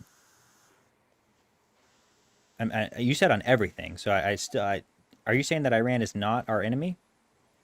That they don't Do consider I themselves do our I enemy? think they're an opponent? Absolutely. Enemy is a step beyond opponent because sure, lots of people are our opponents. Like, Do on they what not grounds shout death to are we America? talking? Do we disagree on that fact? Do we not? Who instigated the Iranian Revolution? The U.S. That's a and Britain. sidestep. Fine, call it a tu quoque even, and fair enough. But I'm just saying you can say that all you want, but it's true for both. So if you're going to criticize one, I want to hear a criticism of the other also. And that's not a fallacy. Well, right, because if you're saying we're justified in attacking them because they say they hate us and want to do stuff to them, but then our politicians, we know the war hawks that have been in Congress for 20 years saying that we need to bomb Iran. We've literally been threatening to bomb them for decades. Yeah, mean words versus the things we've done. And you heard me right, the Iranian Revolution back in 78, 79, that was started by America. We didn't think we were going to get the Ayatollah. That was a miss on our part. Not that that was a good thing anyway. But ultimately, the Shah stepped out of line, wanted to do his own thing instead of being the goodest American proxy. And so we wanted him out and a better proxy in. And it just didn't pan out in our favor. So you're left with only bad options because we put the Shah in a coup, then we took him out in a coup, then we got an enemy in who saw it all happen. They were there on the streets and they're like, what even is this? And how can you possibly blame a population and certainly a leadership put in by the population that asks that question? Like, they're asking who the enemy is. And I think that's more than valid. Right. Yeah. It reminds me of a lot of the libs post 9/11 who were all asking, why do they hate us so much? Why would they do this to us? I don't know. I just think that's a really lame question to ask. That there was a group of people who did it. Yeah. Ryan Dawson got it right. Who's that? A fantastic old documentary called Empire Unmasked about how, yes, planes obviously flew into the towers. Did happen, witnessed by millions. Obviously that happened. But then there's the whole dancing Israelis and everything that happened therein. And that's another thing. Somehow they're talking about car bombs going off in the World Trade Center. Somehow they get out of America after only a few days of being not even lightly interrogated. It's all very quaint. And so if we're asking point blank, my opinion, yes, planes went in there. By the way, who formed Al-Qaeda? America, using the Muslim Brotherhood. In all cases, this is an epic case of blowback. If you don't know that term, that's best laid plans of mice and men, and they backfire on you in the intelligence sphere. And that's basically the entire story of the last 50 years, if not longer. And so we go in, we create the problems, and then they cry out as they strike you. That type of thing. That's very much us, which is ironic that we have to play victim when we're a superpower. And it's all just to tug on people's heartstrings, because that's what people are largely about, especially in the age of the internet. Thankfully, younger people are getting wise to this. I thought we had almost lost the millennials totally, but we're don't call it a comeback. But the younger people, the Zoomers and Gen Alpha, they see what's going on, thankfully. Right. So what we're dealing with here is a difference in principles in terms of what constitutes a just war, difference in facts in terms of what the actual facts are in the ground, and those are some pretty serious differences that you'd have to overcome, and so a majority of Christians even would almost certainly disagree with you on both of those elements, at least one or the other, if not both. And yeah, so, I'm a porque no dos kind of guy. You know, why not both? Why can't many things be very, very wrong with this? right. But my point is, true Christians would disagree with you on both the facts and on the principles at play, that with which you would order those facts into a final conclusion. No. So In order to have a see fact, you have justification to for have your actual statement. evidence.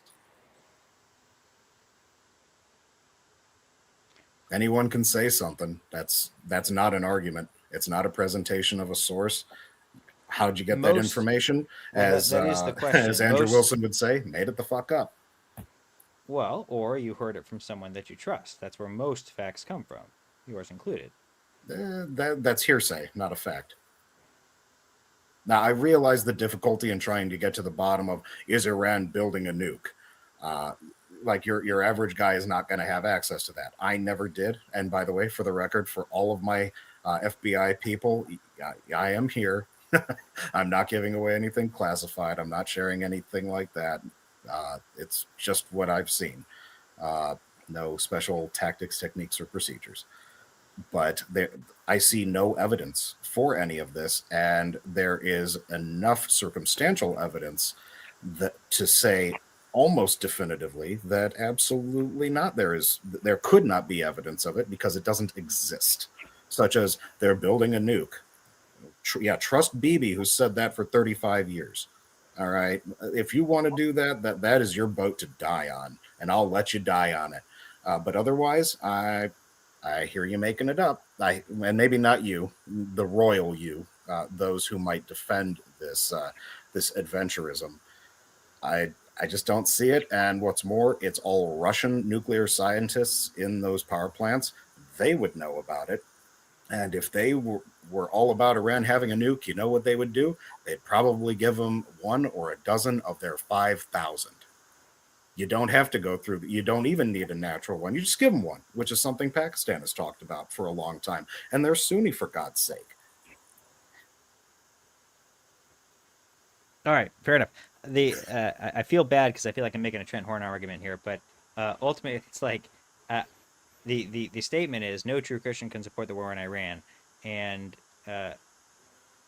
Christians can, while still being valid Christians, disagree with you on the facts, and can, while still being valid Christians, disagree with you on the principles.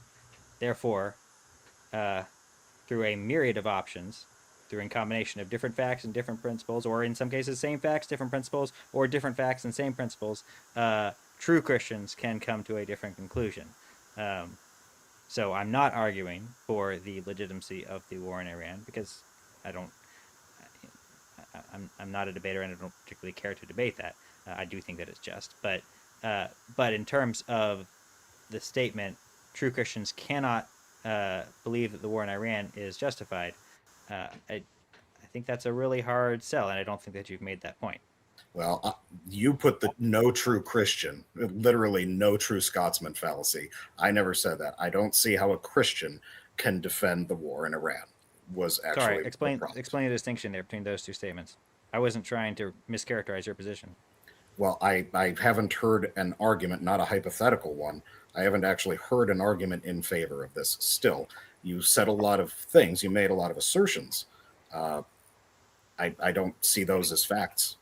I don't see you. I don't even understand how you see those as facts.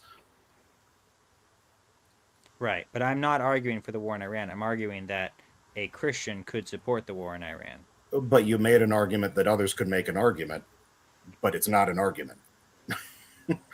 You can put yourself in someone else's shoes for the purpose of the debate. That's totally fair. That's awesome. I like that, actually. Even devil's advocate it. But ultimately, I don't hear an actual argument pushing back on it when I don't even know how these are considered facts to begin with. Right, but that is the argument, is can a Christian make an argument? If you say no Christian can support a Christian the war in can make Iran, an argument to be a communist too. That doesn't make him right, and it doesn't mean that it has any weight behind it. In fact, it's the Orthodox Church that declares you cannot be a communist and a Christian, and many such cases of things like that. To be fair, the Catholic Church did as well. Okay, I think in the 50s they said you can't be a communist and a Catholic. Correct. I think even the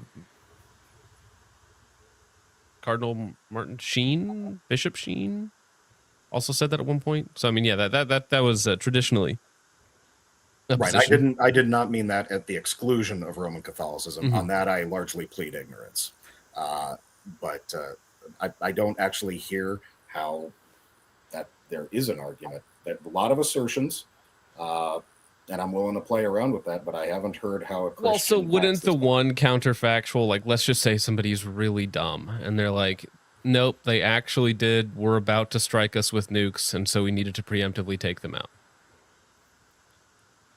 Well, again, that's So an assertion. I mean, I can give all and the I reasons believe under the sun intelligence assets that told me, that said that they were 2 weeks away, because they always say they're 2 weeks away. Right. And I'm a Christian, and I'm like, well, I think that they were really going to do it this time. So therefore, our interaction was justified. Well, I mean, that's an assertion, and people can believe whatever they want, and they're definitely going to. But that's not making an argument, and in no way do I think John Rando's opinion should actually matter. Part of the reason I'm not really in favor of democracy either. I don't think most people should vote, mostly for this reason. I don't think most people have the time, the inclination, and even in some rare examples, the intelligence to deal with things like this when it is literally earth-shaking. But is that person, uninformed as they are, still a Christian? Well, if you're asking an Orthodox opinion, then I defer to the church on that.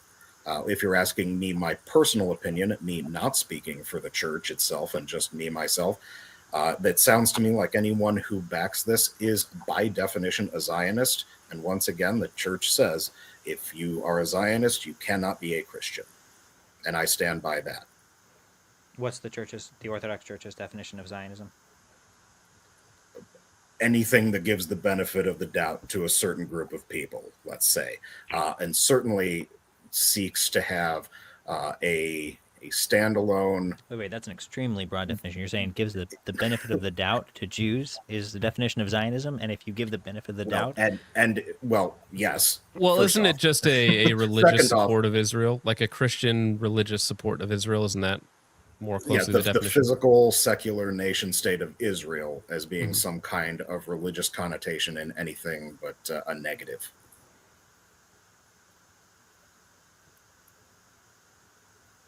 That's my proprietary definition. That's not necessarily the church's take. Don't take it as such. I suspect that's not the church's definition. All right. You're free to look it up yourself, James. All right. We can move on from my least favorite topic.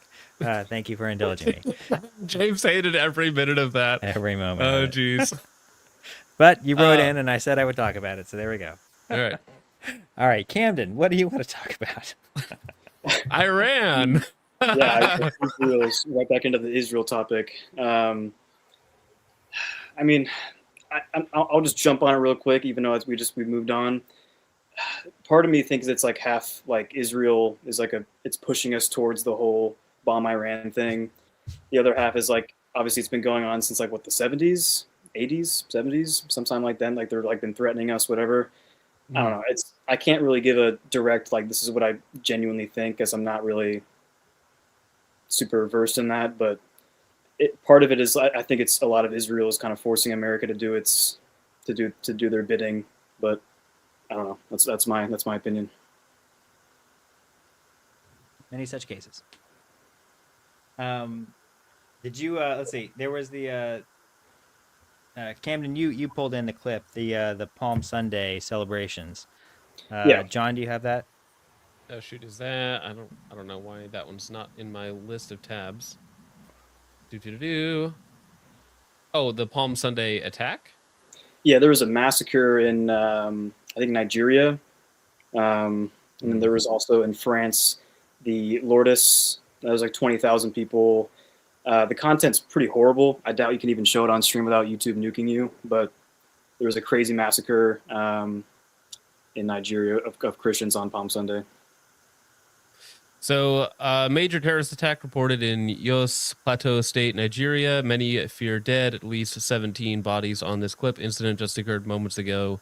Gunmen opened fire. Christian festive periods are the usual heightened attacks from Islamist terrorists. When will the killings end? And then this individual tags POTUS, Secretary of War, Secretary Rubio, and Riley Moore as well in this.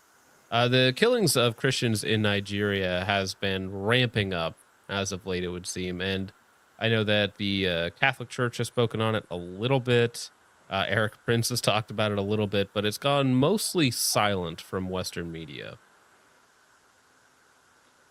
Yeah, for the most part, I mean, I haven't seen anything, any media in the West talking about the massacres. That was the first I heard about it was on Twitter, which I guess isn't great, but I don't really know much about why it's ramping up so much. Maybe you guys know more than I do, but it's something that I've noticed is becoming a common theme in that region. Remind me, is it primarily Muslim massacres? Yeah, Muslims they're attacking. They're the ones attacking the Christians, from what I can understand, which is not really surprising, but. Yeah, nothing new. Yeah, so as Muslims tend to expand, and while Muslims in the West will tell you, oh, it's nonviolent, we're not going to use these sorts of tactics. These tactics are actually being employed literally every day in the East and in Africa and places like that. This sort of violent expansion that's been going back since the 7th century. Yeah, the whole Muslim thing. I mean, it's kind of stereotypical, I guess you could say, and especially with the whole thing in New York, that recent, did a dude throw was it a bomb at that reporter? Was that what that was? I think you guys covered that in an IED. Mm-hmm. Yeah, it's kind of always been like a common theme with Muslims is I guess explosives for whatever reason, just blowing up, causing just death among a lot of people. The actual region of Nigeria, I'm not sure why that's a huge. Obviously, Muslims are immigrating everywhere and kind of going everywhere, even just not just the West but the East, and even in France. I know most of France, like Paris, is horrible right now in terms of the immigration status of Muslims and the attacks that's going on there. Like there's a lot of rapings going on, all that stuff. I don't know, it's interesting. Yeah, no, the stories, if you just read, it was, so far, I think it's 10 to 15 confirmed dead in that attack, but the stories that go on about kidnappings, rapes, and other things in the region is truly terrible. And that's one of those things where if there was going to be some sort of Western intervention, maybe we should use our resources to help out our fellow Christians in some way. If we're going to be doing all of these foreign entanglements, maybe one with a righteous means behind it or cause behind it. I think that would be a justified conflict. You would think they would, but I mean, from what I've kind of understood, America's kind of compromised by Israel, from my understanding. So I doubt we're going to spend any resources on defending Christians when they want to kind of defeat Christianity as a whole to begin with. They could just send that, frankly. I was going to say it was good to contrast that with the Palm Sunday celebrations that were happening in France, which were it was around the exact same time as the massacre in Lourdes. It was like and it's more of a Catholic sort of thing. I think in the 1850s, a girl saw an apparition of Mary, and basically told her to dig in this well, and it found a bunch of water, natural water, and people have been drinking from that water since then, I'm pretty sure, and it's just a holy site in France. But it's just interesting, at that exact same time when that massacre was happening in Nigeria, there was across the world, there was a huge 20,000 plus Christians celebrating Palm Sunday. I just think it's interesting. Stuff like that. There's still hope for Europe yet. Maybe. I mean, France itself is not great in terms of what it's like, but I don't know. Mm-hmm. Seeing stuff like that kind of brings me some hope in terms of will Europe just turn into a full immigrated country with no natives. But I know Paris alone is kind of just overran in terms of non-natives. I know the crime rate in Paris has risen, is it 300% in the last year? 200%? Probably more. I think we can all guess why. It's more than just assaults. It's rapes, it's murders, it's obviously it's kidnappings, like John was saying. Most of that region of Europe is kind of just getting overran.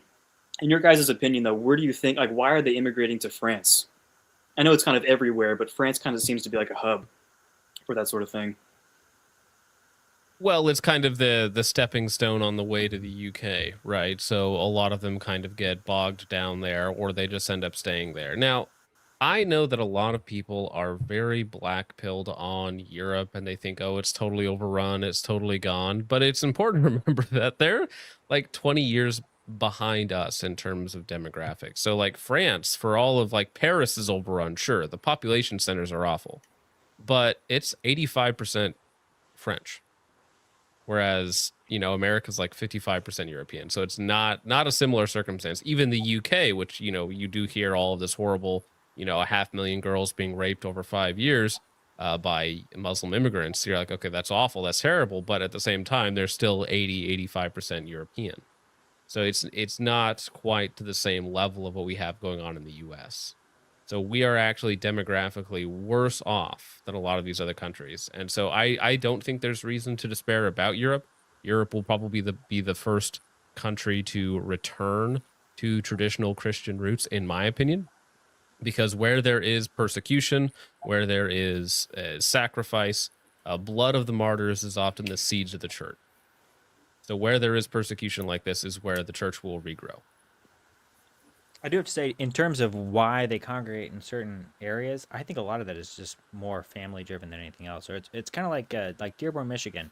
Is there anything particularly attractive to Muslims in Dearborn, Michigan? No, I think it's just you had a population of Muslims in Dearborn, Michigan, and more Muslims kept coming because there was a population. Sometimes it's just like you have a group, and it's like, well, you know, the cousins come to the same place. It's like, oh, we've got family there, so we'll all go there too. And you know, it's kind of like you'll see that kind of aggregation happening for random reasons, for no other reason than, you know, people have relatives living in that area, and that just attracts more and more. And you know, once you have a community, people come there because there is a community, for no other reason than there is a community there.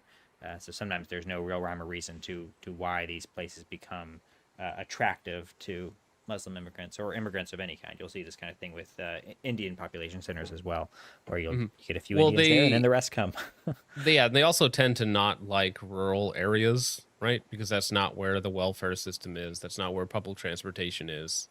And a lot of these European cities, they're very walkable, right? They're designed to be, you know, on foot with no real resources. So if you're just an immigrant coming through, like, it makes a lot of sense to go where all the people are, especially if you use nefarious means to collect money, right? Go where the people are. What about like I know this isn't like Europe, but like Texas? I know you said that they try to like avoid rural areas. Do they migrate towards cities in Texas? Is that sort of the basis of that? Well, the meme is that Austin is like the armpit of Texas, and really all of the big cities in Texas are kind of getting that way. Whereas I know Texas likes to pretend to be like mega base, but they are a very purple state. Give it like 5 to 10 years and they'll be heading towards California. I wouldn't be surprised. The whole mosques thing is like, it's kind of outrageous. Yeah, no, let's very much so hope not. But that, I don't know how you get away from it. Yeah. Hey, is the call-in link gone? I just put it back in the chat. Okay. I have it. I don't have it pinned, but I do keep putting it in the chat, especially when somebody asks for it. So I just put it in the chat again. We've got a few super chats we should get to. Before we do, though, we can go ahead and bring in Amorite Boy. Hey guys, how are you, sir? I'm good. Welcome to the show. Yes, Well, we'll get to these chats real fast, and then we'll let you shoot your shot, Amorite Boy. Cody for 10 says, "Good evening, gentlemen. Christ is king." And quick drinking James. I think he meant to say quit drinking James. I think it's supposed to be a comment there. He literally, yeah. No one should be drinking me. That's, quit drinking James. Zany for 2 says, "Text Richard, please. Tornado spotted that way." Yes, I did send Richard a message. Funny thing about buying houses in Tornado Alley, you get tornadoes. Zanyco for 2 says, "I had a bad day, John. Please smile." I smiled for you for like 20 seconds, and then you were like, "Nah, it was forced." You're literally forcing me to smile. You're throwing money at the stage and forcing me to smile at you, right? Like your favorite gentleman's establishment. Zany for 2 says, "If I come on, can we talk about fouls?" No. Anybody have strong opinion on fouls here? I mean, they're not practical in this day and age. I don't know why They're anyone cool. would go out and They're read a Bible. cool. They're cool. Around here, we call it Rhodesia. Yeah, there you go. Amrite Boy for 2. Hey, I know this guy. Can you send me the link? My app closed out. Well, I mean, we should have had a bidding war for the link. $10, $20, $50. No, I'm just kidding. And All right, Nunnery? Amrite Boy. How's your night going? Pretty good. Just standard. What is it? Tuesday? Just standard Tuesday. Well, I know you wanted to talk about something. Let me pull up our conversation real fast. Pentecostals, am I right? Yes. Pentecostal, like not necessarily, because I'm not a great verbal apologist. I'm not even gonna say I'm a great apologist, but what I can do is give some explain speaking in tongues a bit better, and because especially with the definite grifters and fraudsters, its entire meaning gets taken away because it is very easy to fake. And it's been covered on the show, someone obviously faking it. I just want to give some background on what it really is. Can you just deliver this information in tongues? No, that's not how it works. It's kind of antithetical to the way it works, it seems like. Yeah, because I sent John some screenshots and the link off of the Assemblies of God websites that address it. I can't speak for other Pentecostal churches. I grew up in Assemblies of God churches, a bigger one, a couple smaller ones. Assemblies of God is the largest one, right? To my knowledge, it is the largest group of them, but there is several different groups and several offshoots of Pentecostalism, and Pentecostalism itself grows out of Anabaptism as more of a rejection of the hardline Anabaptist view. Sort of, although it's kind of a distant cousin, as I understand it, right? Because Pentecostalism springs about, isn't it? It's a direct. It comes out of the charismatic movement, or the charismatic movement comes out of the Pentecostal movement, I guess you could say, which is started on Azusa Street, in the 1900s, right? So it'd be. Go ahead. You probably know more than I do. To my understanding, and it's not, this is a failing of Protestant churches. There's not a lot of. You don't really go into the history of the denomination or the church as you grow up through Sunday school or stuff like that. To my understanding, the group of churches that specifically became the Assemblies of God churches in America grew out of a disagreement and rejection of some of the views that the Anabaptists had in the mid to late 1800s. The Assemblies of God Church specifically started in Missouri and grew out from there.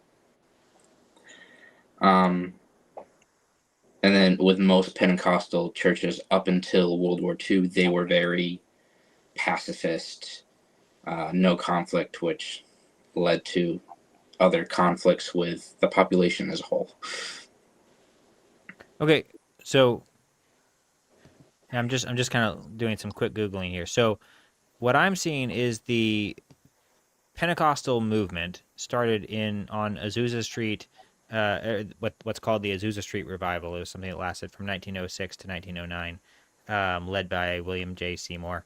And basically that's where kind of the charismatic movement started, but also at that point was one and the same with the Pentecostal movement. And I think the Assemblies of God denomination came in 1914, came a few years later as sort of one of the Pentecostal. It did start in Arkansas. Looks like Hot Springs, Arkansas. Is that different than kind of what you were taught? Yeah, yes and no. I'm not great at verbal this kind of thing. I'm much better at typing out when I can reference things, but yeah, that's pretty much it. I had the timeline a little bit off, but yeah, that's pretty much it. Okay. Yeah, no, fair enough. And I think you're right that there is a lot of there is a Anabaptist spirit within Pentecostalism.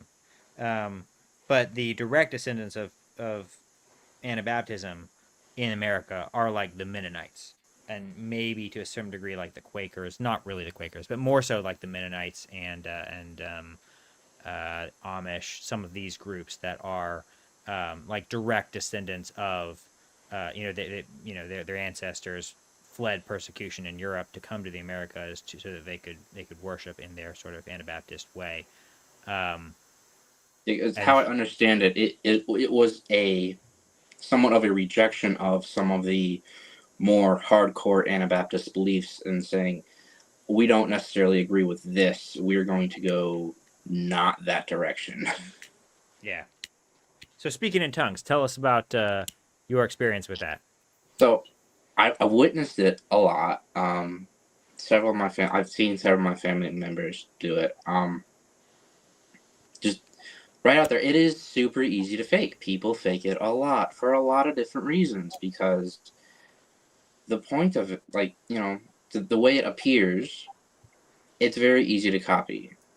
In my experience, when someone just starts speaking in tongues, there is a translation that follows, normally not through that same person, normally through someone else, where what the message was is then translated into whatever language you happen to be in. So it can be relayed to the larger congregation.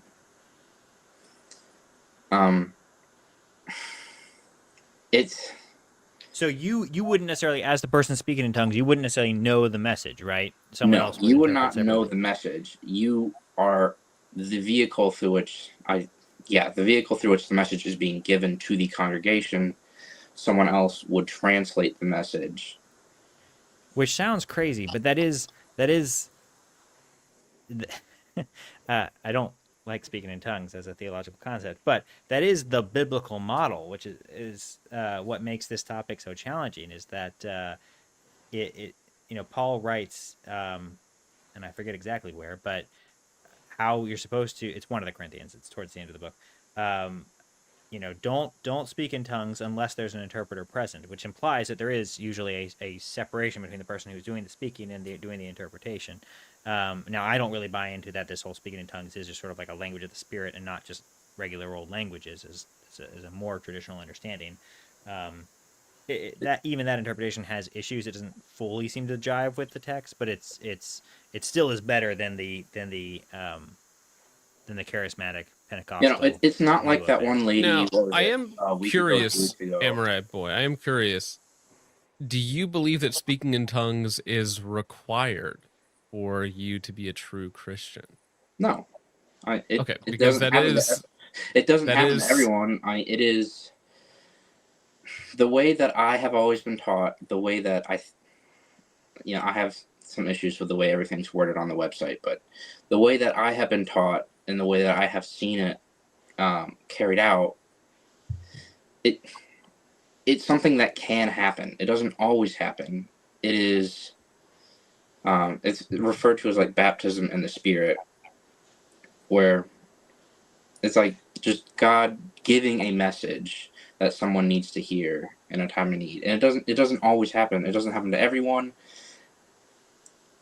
It's it is a miracle. Like, again, I'm not like a great I'm not a great verbal apologist, much less a great apologist. But that is the point. It is a miracle to show that God is here. He cares. There's a message to someone, but at the same time, it's not something that he has to give someone. It's not something that a church congregation has to receive, because you can't just expect it. Like, you have to have faith. Right. So you do believe that there are a number of times where it's abused or misused or faked, but do you also believe there are times where it's done legitimately? Yes. And what gives you, what is sort of the distinction how would you as a viewer, assuming you're not the participant, what gives you confidence that you are viewing an authentic one versus an inauthentic one?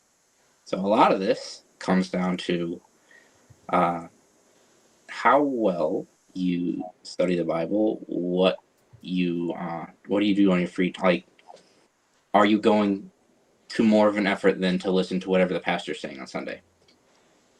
Because if you just show up on Sunday, you listen to the 45-minute, hour-long sermon, and then you don't do any more research, you don't care to learn anything more, how are you going to tell the difference? And the answer is you're not, because you didn't care to learn anything more, and you were easily tricked that way. Like that lady that you guys highlighted the other week. That lady is obviously a grifter. There's so many things wrong with that lady. That's an obvious fake. Sure, okay, but what in the content of what is being said clues you in to when it's authentic or not? Or is it not about the content? Is it just about the person doing it? It's not necessarily, like, the message is important, but it's not necessarily about the message. And also, is the person just doing it and there's no one translating, or is someone also translating? And the person themselves should not be the one to be doing the translating. Right. But how? So the person translating, I assume that's also miraculous, right? Yes. How does that person know that they've got it right? And furthermore, how do you as an observer know that they've got it right?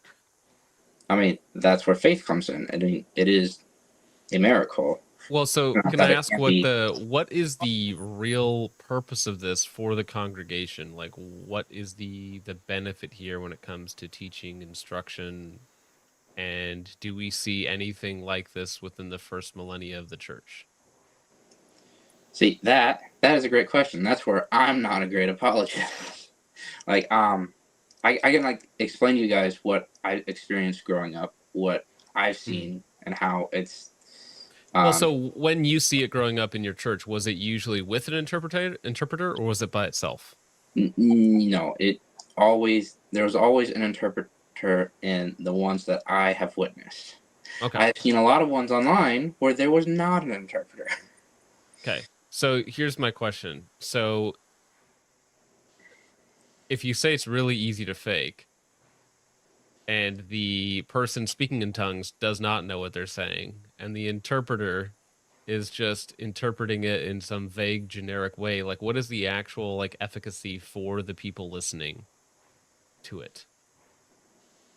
I mean, generally it is somewhat specific because like if I go into a church and I just start blabbering nonsense, and then the interpreter is like, oh, the Lord wants you to know that he's with you in these trying dark times, I'm internally just cracking up laughing because I'm not saying anything, right? So what wouldn't it, like, at what point is it that is the issue. That is the wider issue on why it is not a generally accepted thing. And it does actually seem falsifiable, because it seems like you could test this out by in some way. If it didn't involve two people, then you couldn't falsify it. But because it does, if you had one person who knowingly spoke gibberish, as I've heard some people tell stories about doing, and then you have a legit interpreter, right? Someone who really does believe that he's miraculously interpreting that, and then come to find out that the person is just playing a prank, and then reveals that, then it seems like that calls into question even the genuine interpreter, that person's validity. Like, well, right, but was God using your silly gibberish to push forward his message? So by I guess that's kind of my question: by accidentally speaking in tongues, you're actually speaking in tongues, right? Yeah. It's like, is the situation I'm describing a possibility, or would that reveal that the interpreter was a fraud? To my understanding, the way it is supposed to work is, when someone is not faking it, that it is a miraculous line of events the entire way through. Again, it's language. It's, people are there. It's witnessable. It's easy to fake. I have my own issues with the Assemblies of God Church and Pentecostal beliefs as a whole, but I do believe that I've seen speaking in tongues happen realistically as a miracle, and I've also seen it been faked. But when it's legit, you're saying it's legit the whole way through. Yes. But how do we proof test this? Well, right? Because how do we know? Because faith. You can't when have it's legit, without... you can't. When it's legit, you can't fault. There's no way to prove that it's legit. There's only ways to show that it was illegitimate. Yes. In those cases where it's illegitimate. Yes. And that, that's where faith comes in. You can't have faith without doubt. Well, that would be a fideistic definition. That's not a fideistic definition, John. Fideism is different. I still remember that getting banned for that. Good grief. Good grief. Well, on that one little point, we do agree. MRI point. I find the whole thing fascinating, and I think it's Pentecostalism is fascinating, and just the charismatic movement in general, because they really do. They highlight some texts that are tricky for anyone who's not charismatic. They just are. They're challenging verses to read, and if you ask anyone who's not charismatic, they're usually going to have. They might have a clear explanation of what they think it means, but usually it's not particularly satisfying. And normally, if they're more honest, then they're going to be somewhat confused by the verses. I think it's maybe 1 Corinthians 14. There's 13 or 14 at the end. Yeah. But even just sort of this sense of when you look at the New Testament, it generally does seem that the baptism of the Holy Spirit does evoke a sort of spiritual response or miraculous response and certain power with it. Now, it doesn't necessarily have to be normative, but there are like interesting points that the charismatics raise. I think those interesting points are often overshadowed by the myriad practical concerns that their practices raise, like we've pointed out here and like you've assented to. So yeah, I find the charismatic movement to be fascinating, but it does. It seems rife for abuse. Exactly, rife for abuse. Yeah. And it has been repeatedly used for abuse. I mean, not just in the Assembly of God churches, but across the entire Pentecostal family of churches. I mean, there is time and time again of people ripping people off and all sorts of other things. I mean, just some of the things that the leadership structure alone I have issues with. But it reminds me of an old saying, the main things are the plain things, and the plain things are the main things. I think it's generally wise not to build your core theology off of the verses that are rather unclear. I would say the same thing to the Catholics. I know they have tradition on their side, but the whole passage where Jesus turns to Peter and says, "On this rock I will build my church," it's not nearly as clear what he means by that. You certainly can't go from that statement to a Catholic definition of papal infallibility or even just papal authority from that one verse, and there really isn't much more textual support for the doctrine, and I think that is the overarching sort of Protestant critique in general is I take it back. That is my personal belief. Then I suppose that we should focus on the things that are plain, and we should rely on the perspicuity of Scripture and have faith in God that those things that are essential and central to our faith are going to be perspicuous, are going to be clear, so that's kind of my 2 cents on the matter. Man, No, like- James, I was totally gonna agree with you for the first time ever in life, And then I killed it. and then you forgot that everyone's their own pope on your side of the street. Yeah. Well, Yeah, I mean, not I don't think technically. that's the only scriptural reference to some sort of authority. I think James 22 also has some reference to that as well, where Jesus is talking to Peter alone, and he says, take care of my sheep, feed my sheep, I'm about to leave.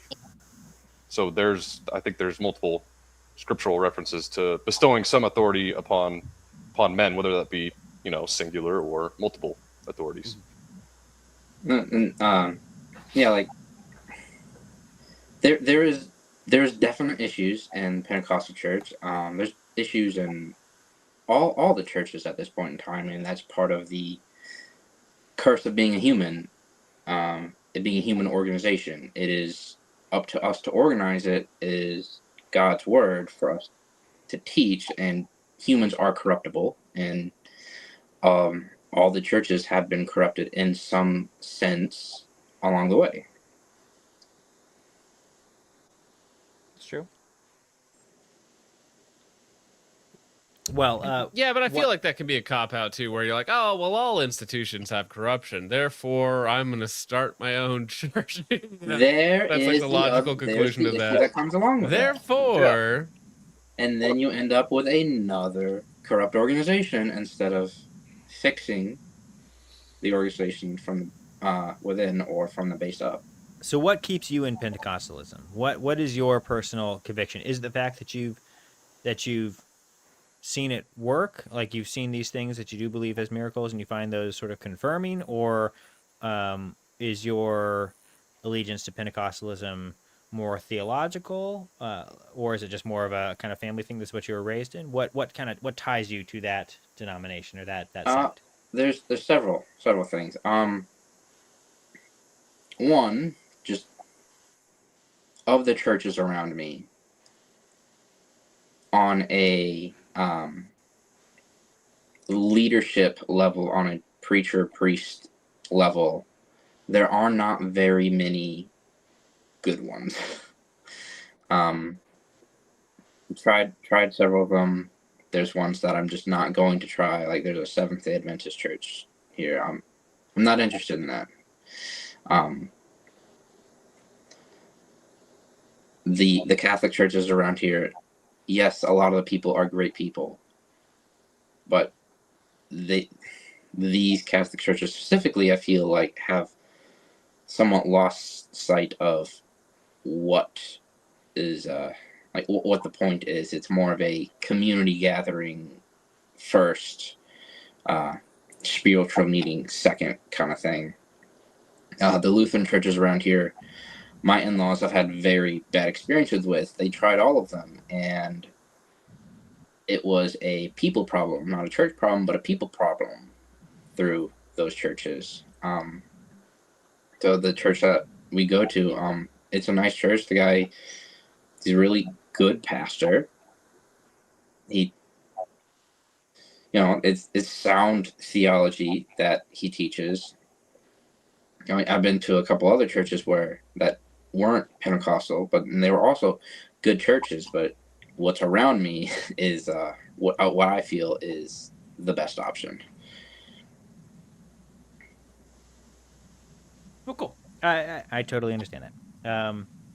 And I appreciate you providing the Pentecostal perspective. It's not one that we hear too much on this show. So, Christian, go ahead. To your point, Amorite boy, to where, what did you say? You kind of that essentially like the Catholic Mass kind of has become more of a social thing, specifically around where I am, because there are other areas within the state where it's not that, but that is an hour and a half, 2 hours away. Sure. I mean, I definitely see your point, and I agree in some aspects. I think especially with the new Novus Ordo Mass, the Mass has turned kind of into more of entertainment than it has worship. But, I mean, the Catholic Church is probably one of the only denominations that has a Mass every day that you can attend to and go and receive the Eucharist, whereas a lot of other denominations do not have that. So, I mean, I guess there's a little caveat to that.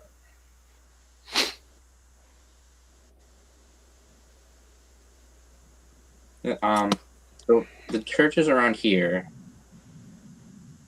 I generally only see people there on Wednesdays, Saturdays, and Sundays. They might have things other days of the week, but if they do, they're not like posted hours, or they're not where people go, I guess.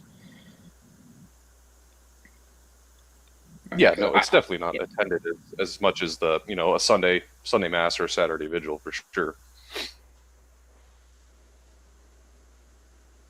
And that, and the kids specifically of the local Catholic Church, because they run their own private school, and well, the things these kids get up to are interesting. The things they get away with are very interesting.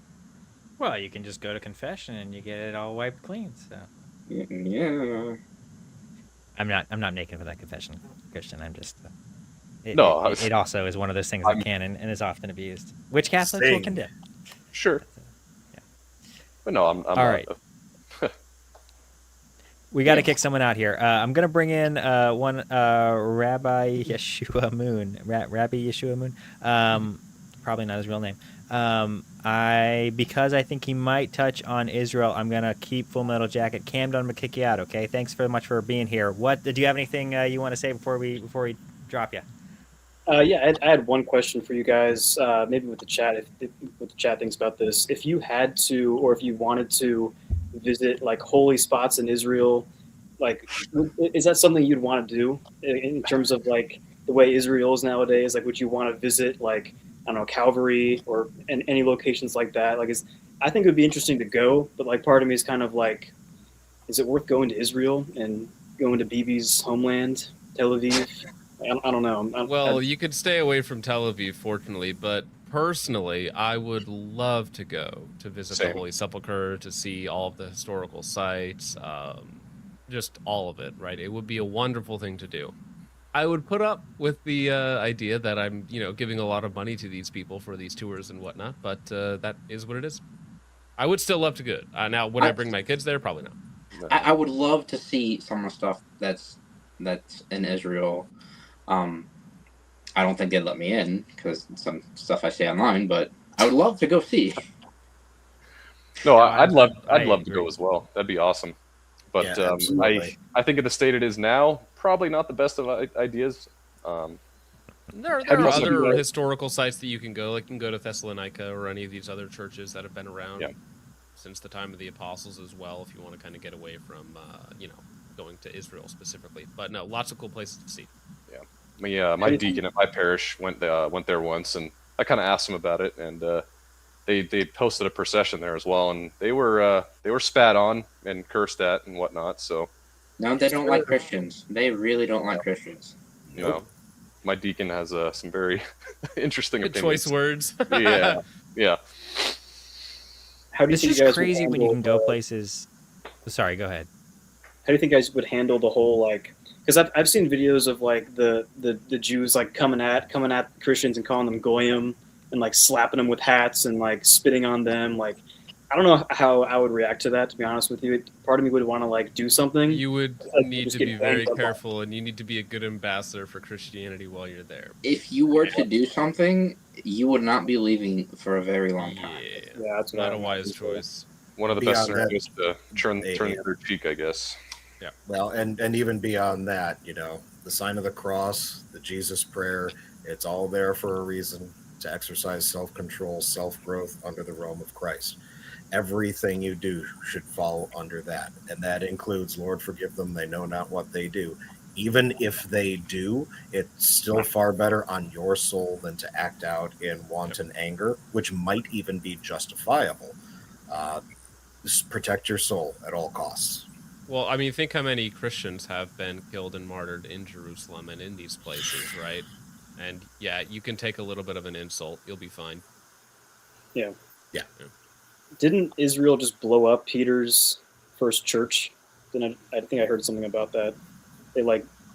They have destroyed a lot of the historical churches in Gaza. There was a missile strike that landed near Bethlehem, I want to say, not too long ago, near the birthplace of Christ, or the supposed birthplace of Christ. So, I mean, they're getting close to some of that stuff. They closed down the Church of the Holy Sepulchre, and now just it's gonna bring that personal up. because my daughter's patron saint is Saint Helen. She's the one who commissioned it and was there for it being built. So now it's personal. Yeah. The idea playbook is for Israeli police. I mean, the playbook is the same as it is across the Middle East. Always, it is destroy what you can get away with destroying and put up your own thing, and move on. They're gonna and don't forget to cry out as they strike us.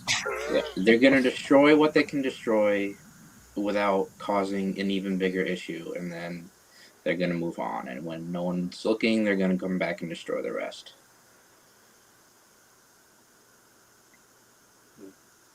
I do think it'd be a lot of fun to visit the holy sites. I think that it's Thank you.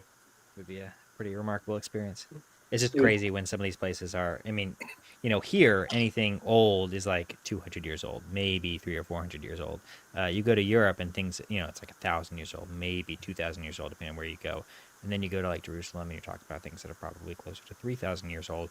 And then you go to like Egypt, you're talking about places, literally streets that are 4,000 years old or older. It's like, it's. Who were the sea people? Who were the sea people? The sea people, yeah. Well, maybe. All right. All right, Camden. All right.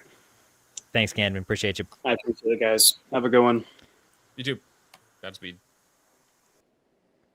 All right, I'm very excited for this. I'm sure this will not go dangerously awry almost instantly. Yeah, Rabbi Yeshua Moon. How's it going? Good evening, gentlemen. Thank you for having me on. I appreciate it. It's just thank you. Yeah, it's just a question for the panel. I mean, everybody here, I guess. So I guess I wanted to poll you for your opinions on the Schofield Bible in particular, but just dispensationalism more generally. Obviously, it's very relevant to America's participation in the Iran conflict as it stands currently, but it goes back a lot longer than just 2026. So I was just curious to hear what everyone has to say about that. Yeah, so the Schofield Bible came around late 19th century, early 20th century, right? I think 1909. Yeah, just about. So it's an incredibly modern revision of historical context. There's not a lot of support, or really any support, for the dispensational worldview that was kind of pushed in the Schofield Study Bible that you can find in the first millennium, at all. So, and it's something, because I grew up in a dispensationalist family. That was my family. That was the church that I had attended. My parents were very much in that vein, and that's kind of what I was raised up in. And I thought that was just completely normal for the longest period of time. And then as soon as I got out of that, started going to a different church, moved out, started looking into, Orthodoxy, or just reading the church fathers, or, other people's videos online about church history. And then you rapidly find out that dispensationalism isn't supported by any of the apostolic churches, and it's not a worldview that literally existed before 150 years ago, which again sounds like old ideals. If you're in America, you're like, oh, 150 years, that's so dated and old. But it's, in the context of Christianity, that's brand new, modern, and divorced or separated from what came before. So, Nicholas Darby and his disciple Schofield, I don't believe that they had the best intentions. And I think it was done in a attempt to subvert the American Western churches specifically.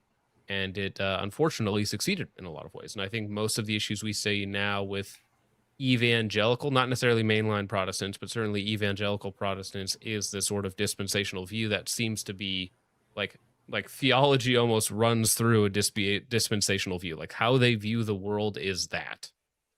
That's one of my own criticisms I have with the Assemblies of God churches as a whole, is that view of supporting Israel, even if it's not an official church stance, it is an unofficial one, and I don't agree with that.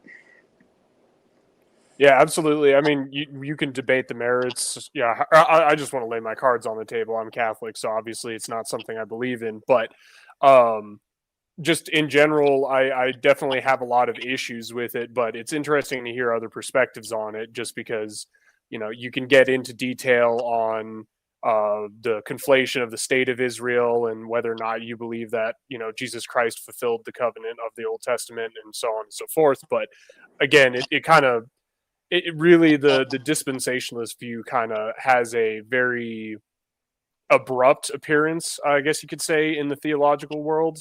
As John said, there really isn't much historical basis for that belief system. So, yeah, I mean, my perspective is that, I think a couple clarifications. The Schofield Bible, as I understand it, is not. There's nothing particularly special about the translation. It's more that it was a study Bible that was very popular at the time, and the study notes had this new interpretation, very novel dispensational view kind of laid out in the study notes, and that became very popular because people just kind of if that was your family Bible, then that's how you read Scripture, and that's just what became the ethos for a lot of people, and just sort of the assumption where you'll talk to people today that will just sort of assume that that's how all Christians think. And so, my personal perspective is that dispensationalism is novel, wrong in my view, but not necessarily heretical. Like I don't see it as being inherently heretical, but its novelness makes it very suspect, and yeah, I don't buy into it personally at all. So when you say that the novelness doesn't make it a heresy, I guess what would rise to the level of heresy? Because as Jesus said, you have the tree. The Jews were the original tree. The Gentiles have been grafted onto the tree, and the Jews who refuse to convert and follow Christ have broken themselves as branches off from the tree. So, in my mind, I think that definitely rises to the level of heresy. But I guess in your view, what rises to the level of heresy? What's the heresy? That the dispensationalism, that there's a special dispensation that has been made for Jews that allots them salvation without accepting the sacrifice and the resurrection of Jesus Christ. Yeah, I think it's almost on par with the Judaizing heresy. Like it's just about there, like if not there, in my opinion. Yeah, unequivocally. Well, yeah, I would say. I mean, it would be like in Galatians where they have the council in Jerusalem about circumcision and stuff like that. Like it seems to be in the same Judaizing heresy, and Judaism was a huge issue in the first 2 centuries of church history. Yeah. I can understand why, but go ahead.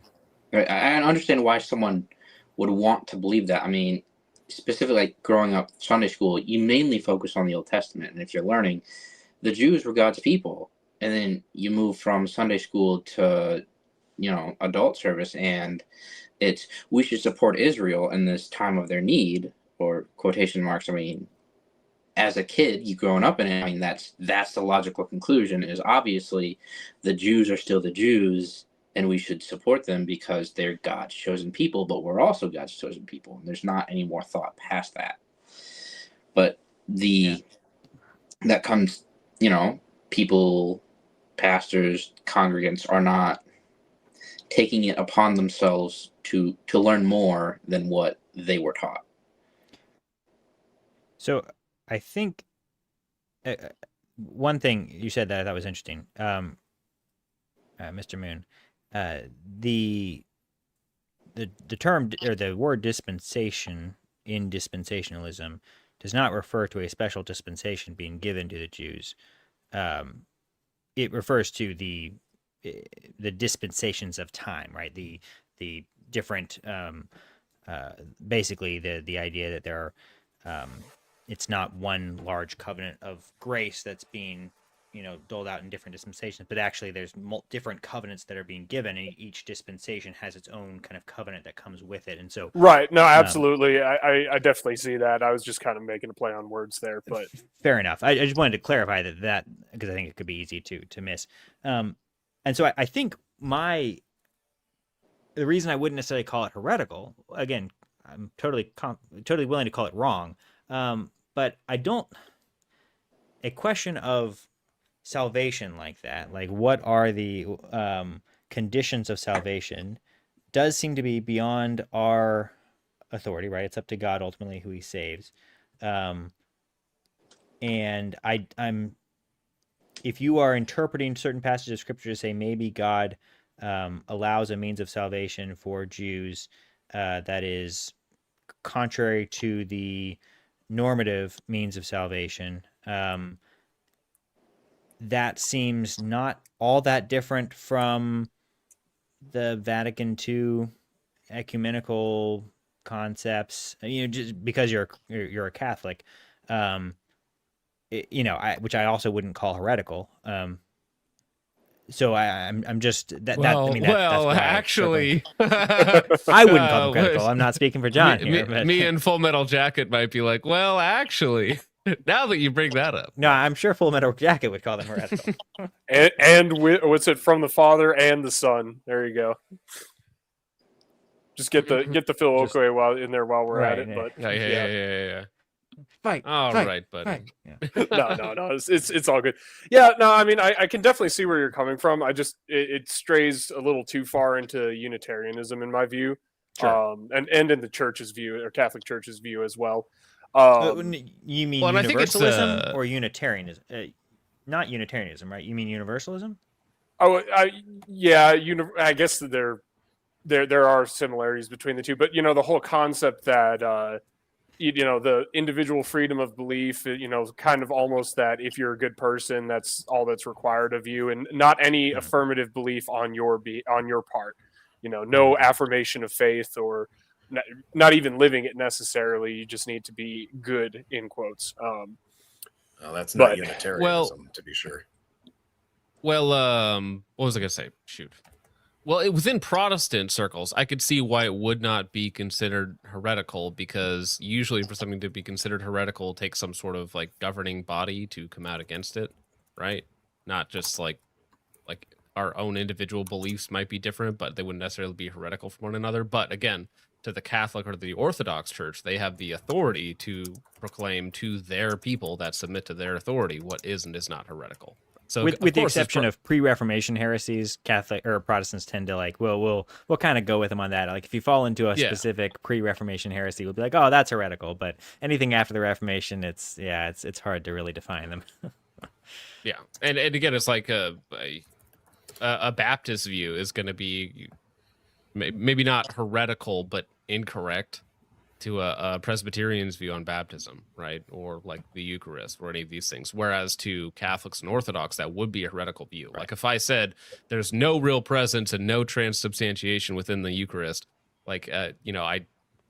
Orthodox guys calling me a heretic, Catholics guys calling me a heretic. Yeah, so Protestants get away with a lot being like, oh, well, I don't have to believe that, so that's up to you or something. Yeah, I mean, again, it kind of devolves to whichever authority you specifically reference regarding those matters, and again, depending on what congregation you're part of or what faith you profess, it can change, to be sure. I have more of an issue with dispensationalism, I suppose. Obviously, I think it's incorrect, but also as like a geopolitical issue, because it indemnifies support for this country in the Middle East that is based off of like false pretenses, which is problematic for my country. Yeah, I think we've talked about that before. Like the actual monetary support of Israel is an issue. Mm-hmm.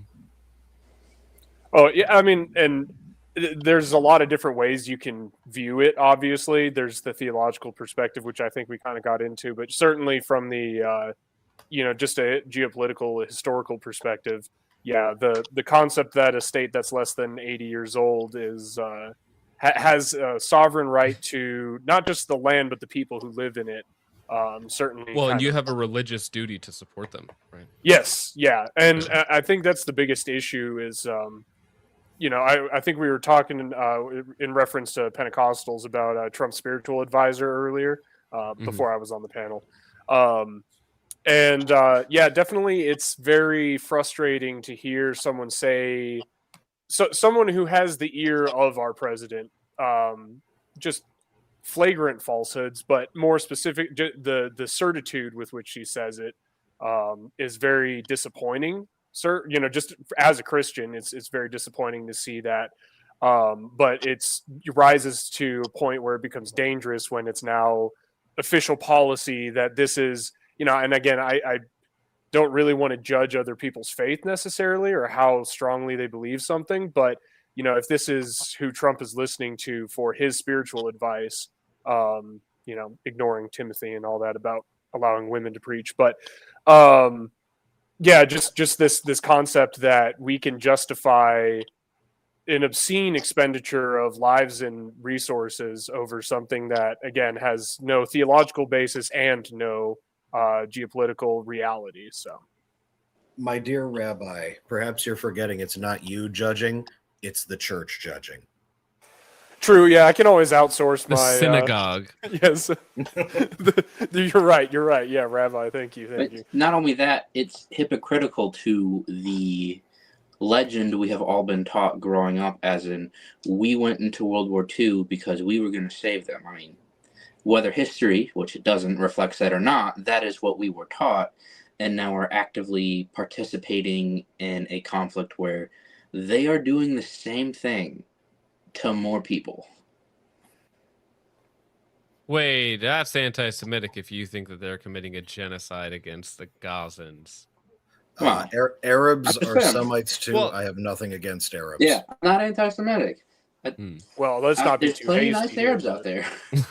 Let's not be too hasty. I go to an Arab majority Orthodox church. I'm assuming Syriac then? Antiochian. Oh, okay. That's very cool.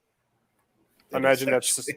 Yeah, I was going to say... Probably the least likely guy to end up in an Arab church, given my history in the lands of the Middle East and who I was fighting against. But, God has the last laugh. Oh, yeah, absolutely. Yeah, I imagine it's kind of hard to find in America. It's usually Greek Orthodox or what's the Russian congregation or Russian overseas Orthodox. So, yeah, good for you. On a bit of a side note, did you know that Aleister Crowley went to Darby's sermons? Oh, that makes so much sense. Yeah. No, I didn't know that though. Isn't it funny? Dispensationalism and Marxism started doing its thing at about the same time. Weird. It's quite a coincidence, one might say. I wouldn't say just a strange little fun fact I just found out. Okay. There's totally not one specific group of people who pushed that idea through our politics. No. Incomprehensible. Inconceivable even.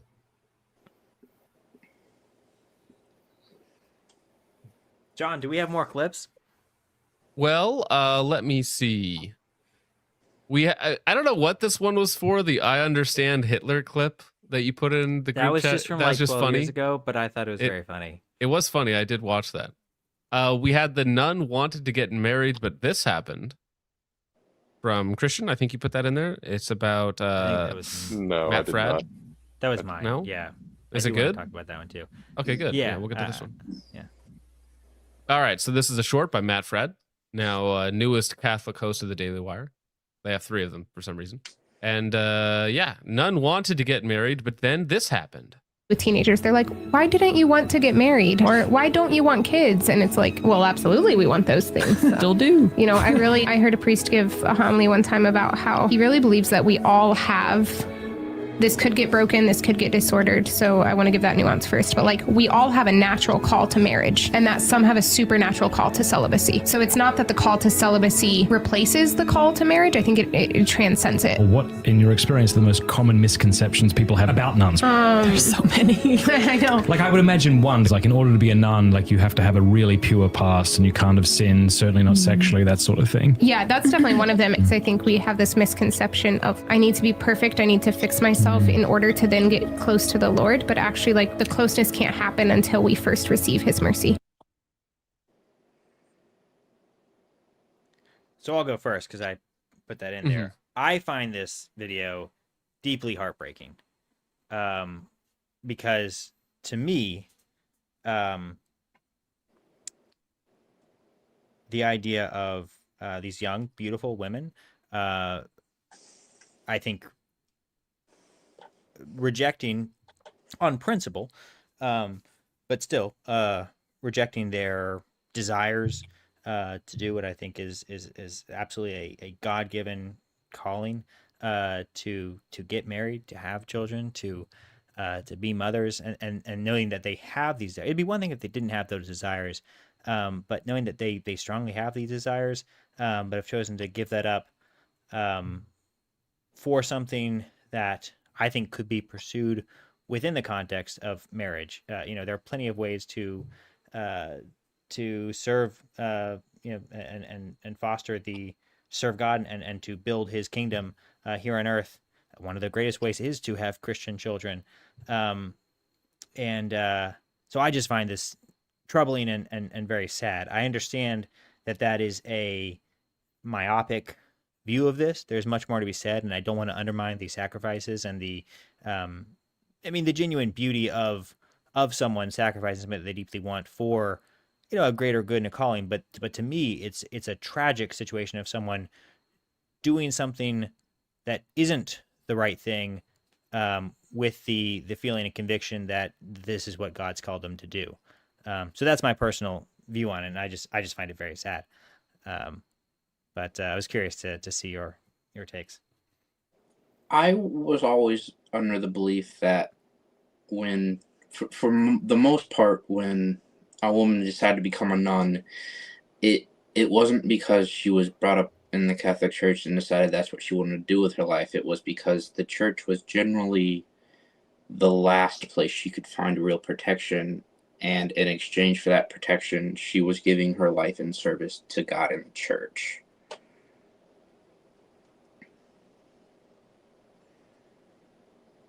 I'm sure there are instances of that,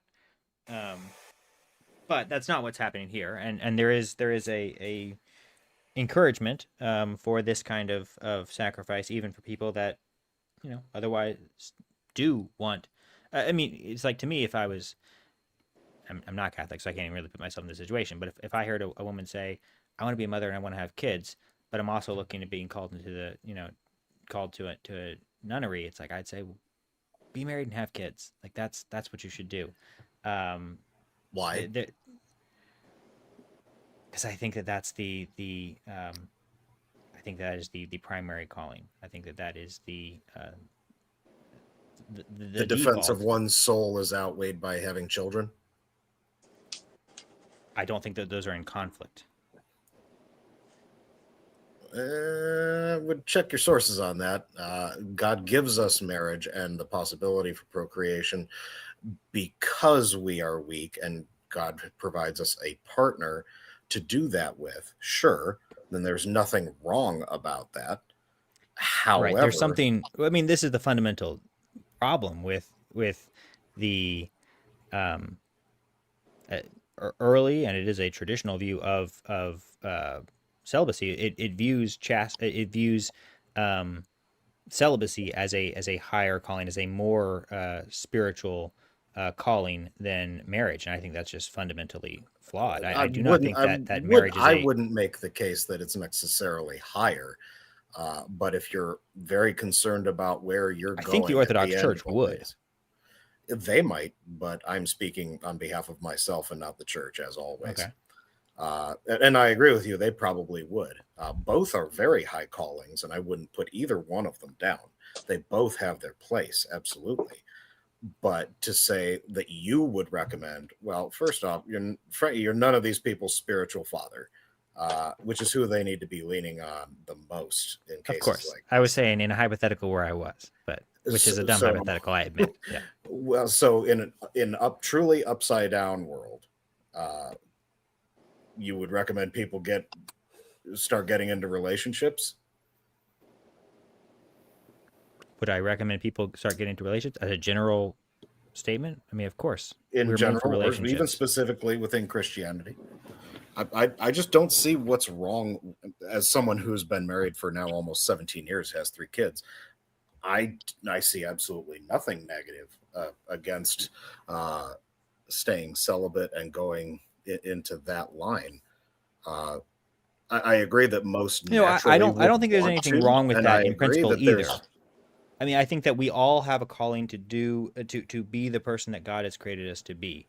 I just think that if you have a desire to be married and have kids, then that is a strong indication that being a nun is not your calling. Being celibate is not your calling. There are some people who do not have that that's not a big desire for them. In which case, that doesn't necessarily mean that you're being called to celibacy, but that might be a good case for it. I mean, Paul seems to be in that category. He did not seem to really value marriage all that much, and so celibacy seemed like it was a great fit for him. I think that's not normative at all, but I think that there are cases like that. See, but if someone's you got telling me to mostly agree with you, James. There we go. We had our moment for the night, because upon further scrutiny, we get more of the argument. And so, I kind of have to agree with you. But if someone came to me and said, "Hey, I really want to be a nun. Also, I want children," I mean, the two are ne'er the two shall meet. It doesn't really work that way, except in very outstandingly rare circumstances. But I think you can get most of the benefits of being a nun, spiritual growth, working for God's kingdom, like all these things, without actually committing to that lifestyle. You can't have kids and be a nun. That's where I'm saying, like, well, that's actually, I mean, you can't be an active nun. You could have been a former nun. Even with the blessing of a spiritual father, that is entirely plausible and has happened many times. You could have had children previously and then become a nun. Also has happened many times. So strictly speaking, that's not true. Although technically, maybe depending on your circumstances. Sure, but it doesn't apply. And again, by the way, I agree with you. You can do virtually everything that you could being a monk or a nun, as you could being a parent. It becomes a lot more difficult. And there are certain specific callings, and that was kind of my main rub there, was someone who wants to become a monk or a nun isn't going to come to you saying they want kids. That's just really not a thing. As you yourself that's my whole point. That's why this video makes me so sad. that is the point. So I'm not denying that there is a celibacy calling, then that's a legitimate calling. Well, also, it's perfectly natural, even if you were a monk or a nun, to still have a draw toward wanting to be a parent. And there's still nothing wrong or sinful about that, but it's just a different calling. So in a sense, I grasp kind of what you're getting at, but there's a lot more parsing to be done between those participles. And it seems like we just did most of that right here. I mean, there's other options too, like as far as being a nun, and if you can't become a parent, but nuns make some of the best school teachers. I mean, nurturing is in their nature. So if they want to be right, I mean, there are ways to be a spiritual mother. I mean, you can even be called mother. Yeah, but that's different, right? That's not the same thing. No. Well, so I would say something to consider is the separation between the desires of the self and what the Lord wants for you, right? That's something that St. Augustine wrote so much about. Was most of his life was not dedicated to Christ in any way whatsoever, but once he finally accepted God's calling, it made such a massive change, and that I think that applies to a lot of people in the religious life. I can't really speak to monks or nuns, but I can speak for priests. I have a friend who's in seminary right now. And it's really subordinating one's personal desires to that of what God asks of you. I think I can speak pretty confidently for my friend that he was planning on living a very normal Catholic life and having a family and children. But when he felt that calling, and he spent, I think, 2 years in I'm forgetting the word for it. But before you even go to seminary, you have to, and I assume this also applies to other religious orders, you have to spend time reflecting and praying and observing. Is this really a gradual what process? It's not like you just sign the vow and you're like, oh well, no getting married. Like they get you in it slowly. They make sure that, and there are degrees and there. Yeah, that it's actually what you are called to, and not just a spur of the moment. And there are a lot of people who never end up going to seminary because they find that that's not actually what God asked of them. Right. So in this case, I think it's really beautiful to see the strength of faith required to have that desire to be a mother and to raise children, and subordinate that to what God calls you to do. I mean, I just think it's beautiful. But not only that, They don't have to be nuns forever. They might have issues with the Catholic Church, but were they to meet someone and decide, this is what I was called to for then, and this is what I'm called to for now, they can leave. I think that depends on the degree, like where they're at in the process. I think there is a point of no return. Am I Am I wrong on that, Mr. Moon? Yeah, the vow of celibacy is kind of a permanent thing. You don't get to really recant on that. You can be released from it by someone else, I believe. Yes, but Like Martin again, Luther that's a was very technically released, rare. Well, again, they might have problems with the Catholic Church, but that does not mean that would that still be considered breaking your vow, though. You could, if you converted, deconvert, or if you converted out of Catholicism, they're not physically tied to that forever. It's the vow they've taken, and it's the vow that they should uphold if they've taken that vow. But if God calls them at a different point in life for whatever reason to go do something else, they're not trapped there. They're not owned necessarily, held captive by whatever facility they're at. And on Full Metal Jacket's point about maternity, like motherly feelings and stuff, the Catholic Church is one of the very few churches, much less any organization besides the state, which is running homes for kids and orphanages and stuff. Those are the ones that still exist, are mostly staffed by nuns who care very much about those kids. right? But I do think that if you, I mean, this is why you shouldn't make vows lightly. If you make a vow, you got to keep that vow, regardless of if you're. Especially when it comes. One that you make with God. That's not something to be broken lightly, or really at all. But. Well, and if I may, just for a brief moment, and I will try to keep it brief, there seems to be in the chat a little bit of point of concern over procreation being a command. Lest I need to remind everyone, that was given in the Old Testament. We now have Christ. This is post-Christ. We no longer have to worry about a physical lineage carrying our name, because our lineage is our faith, and we live it each day, whether we become godmothers, godfathers, etc. There are so many ways to live that out. Look at the lives of the saints. A huge amount of them never had children. So I understand where you're coming from, but you can't only lean on Old Testament when we have a New Testament that fulfilled that law. Not only that, a lot of the rules in the New Testament were really designed around keeping them alive and not dying from things like eating pork that was infected with bacteria. I think there's some of that. I think that tends to get a little bit overblown. I think people, I don't know, I've heard that as a talking point, but I think that it doesn't hold up as.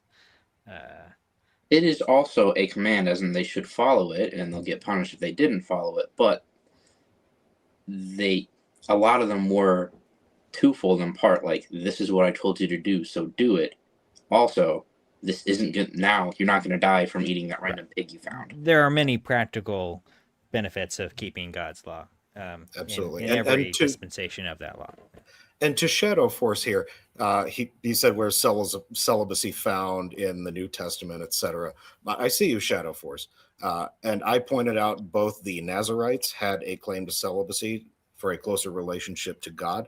Also, the Theotokos herself, the Mother of God, the Virgin Mary, was celibate. So I can pull from both sides. The faith doesn't change. It is revealed further over time.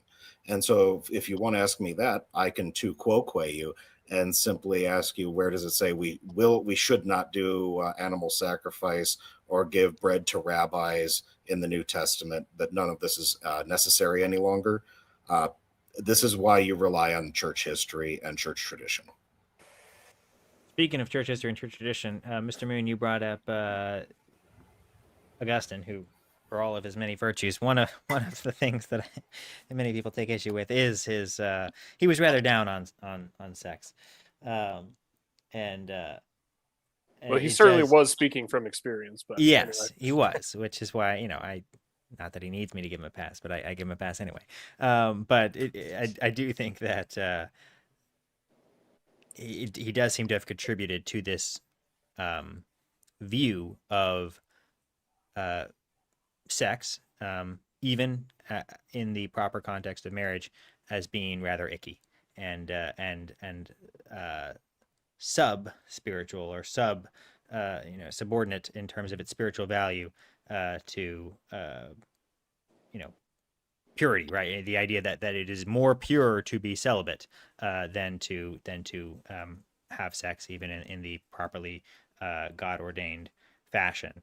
And I think that that is a view that has really eaten away at the church in a lot of ways, and has significantly impacted our view of women, of sex, and of what our proper role is. But yeah, a lot of that does come from Augustine, and he's such an important church father that I think people give him a lot of credence in that area, and I think that he definitely impacted the church, if you look at the history, significantly. Right. Well, and St. Augustine's writings aren't authoritative, but they are certainly very valuable. And what I will say, as far as the value of sex, both in marriage and outside of it, is I think a lot of, at least the popular perception of, because I never really encountered this. I grew up Catholic, and I went to a Catholic school for a time. There is certainly a lot of pushback against premarital sex of any description, right? And I think that can be perceived as carrying over into marriage, and almost denigrating the value of marriage and child rearing. But there is an aspect of poor catechism there, where there might be some educators or even clergy who emphasize celibacy outside of marriage to the point where it appears that it applies universally. But the church also believes and emphasizes that marriage without sex is a dead marriage, and because the value of it's both unitary and creative, I believe, are the two with exceptions, though, because they do allow for a Josephite marriage. Again, yeah, there are exceptions, but in general, in the normative sense, in the normative sense, I definitely see that as an issue and something to be pushed back on. But I really think it's just a course correction that, as a more broad societal issue, I can't really speak to the 19th century and past of how people viewed marriages and sex, both within and without marriage. But certainly within my lifetime and the lifetime of my parents and grandparents, there definitely was a really heavy emphasis on,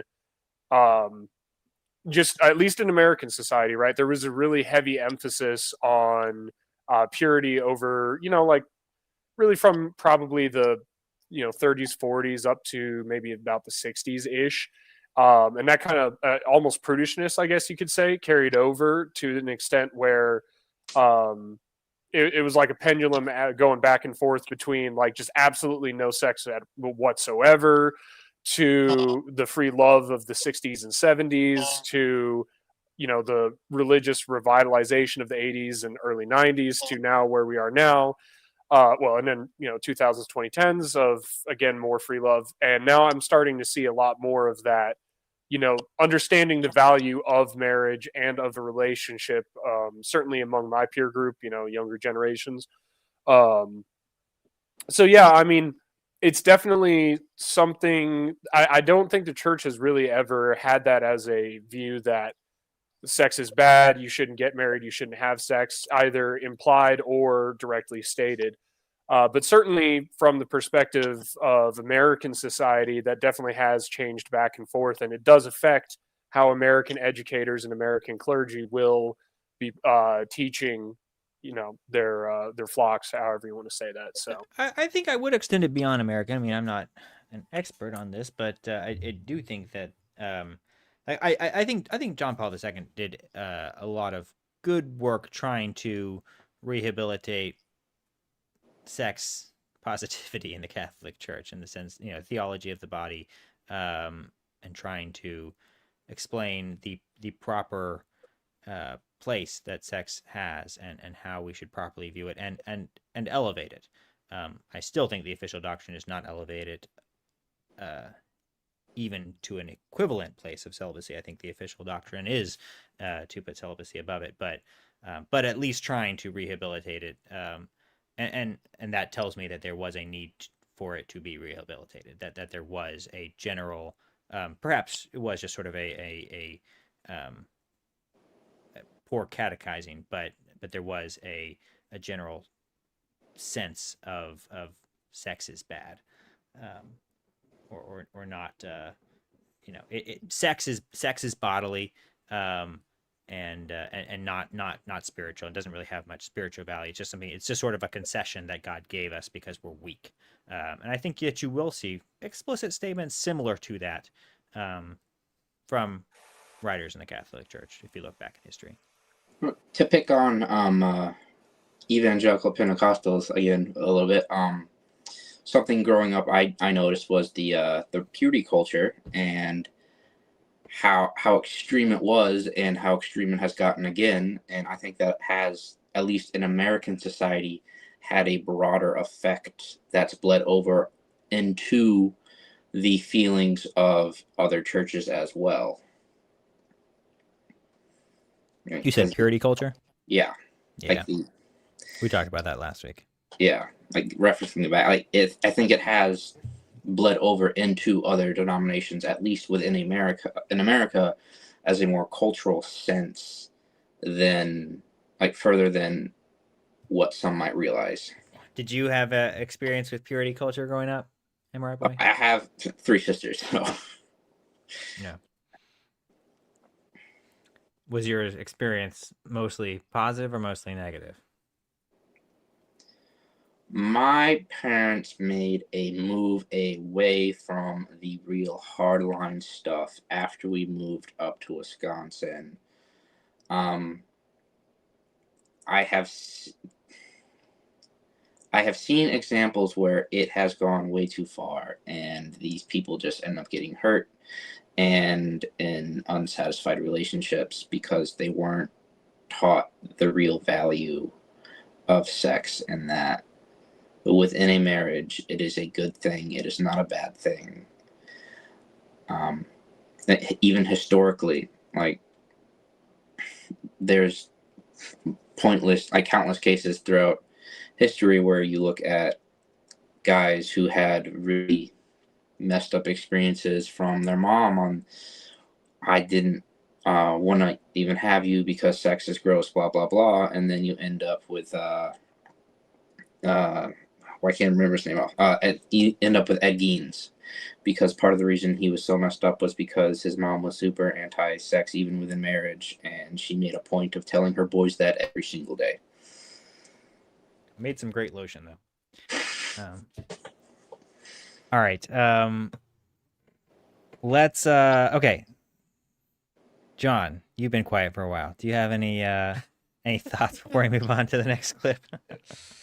Well, dude, we're pushing 3 hours. Next clip. What are you talking about, man? Oh, but if I want to say my 2 cents on nunneries, I think that these young women are embarking on a very difficult journey, and I truly hope it is their calling from God for it, and I wish them the best in it. I do not get sad when I see this sort of thing. I don't really even see necessarily the issue. I think that it is a very high calling, a very difficult calling. For these people to embark upon. If somehow Catholics were 70-80% of them, or half of them even, or a quarter of them were going into nunneries, then it's okay, well, maybe this is more of a prudential issue. We need to maybe disincentivize that. But as far as I'm aware, it's 0.5% of women, Catholic women, go into nunneries. So it's such a non-issue for me from the get-go. It's if they truly believe this is their calling and they're spiritually guided into it by their spiritual fathers, I have no issue with it. Godspeed in your calling. If they're coerced into it, then I would have a little bit more of an issue. But again, it's such a small percentage. There probably are some edge cases where there's some abuse going on, but by and large, yeah, I don't have an issue with it at all. It's a very difficult calling, and it's a historical calling. Paul mentions it. I have no issues with it. There are probably more that are doing this out of their free will now than ever in the past. I mean, simply based on the fact that, at least in North America, there is a far smaller amount of nuns than there used to be. How many places have had to shut down because there just wasn't anyone left? And there's significantly less social pressure. Certainly, it's contra. Yeah, I mean that was actually something I was going to touch on. It covers religious life in general. Is I think the Catholic Church now, especially over the past 2 decades ish, has done in the United States anyway, has done a really good job of emphasizing almost, I guess, the sacrifice elements of religious life, in that you are now bonded. You make this vow for life. It's non-revocable. There's no crossing of the fingers or anything like that. And that it's truly something that you need to be part of. The word I was looking for earlier was discernment. But yeah, you do need a very in-depth period of discernment to find that this is truly your calling. Because I mean that's something that the church has suffered from in the past. Certainly, at least going all the way back to Shakespeare, there was the whole "get thee to a nunnery" type thing, where say promiscuous women were expected to take themselves to a nunnery because they wouldn't make good wives. Which if that's not their calling, that's not going to be a solution to their problems. And then, of course, in the 20th century, there was a very well-intentioned but very extremely misguided attempt to address the issue of homosexuality in the church by bringing them into the clergy as kind of well, you weren't going to be having kids anyway, so this is a good place for you to be. And obviously that did not work. Well. No, that did bad not. Idea. Yeah. That was a bad idea. Bad call. Who would have thought? Yeah, who would have thought, right?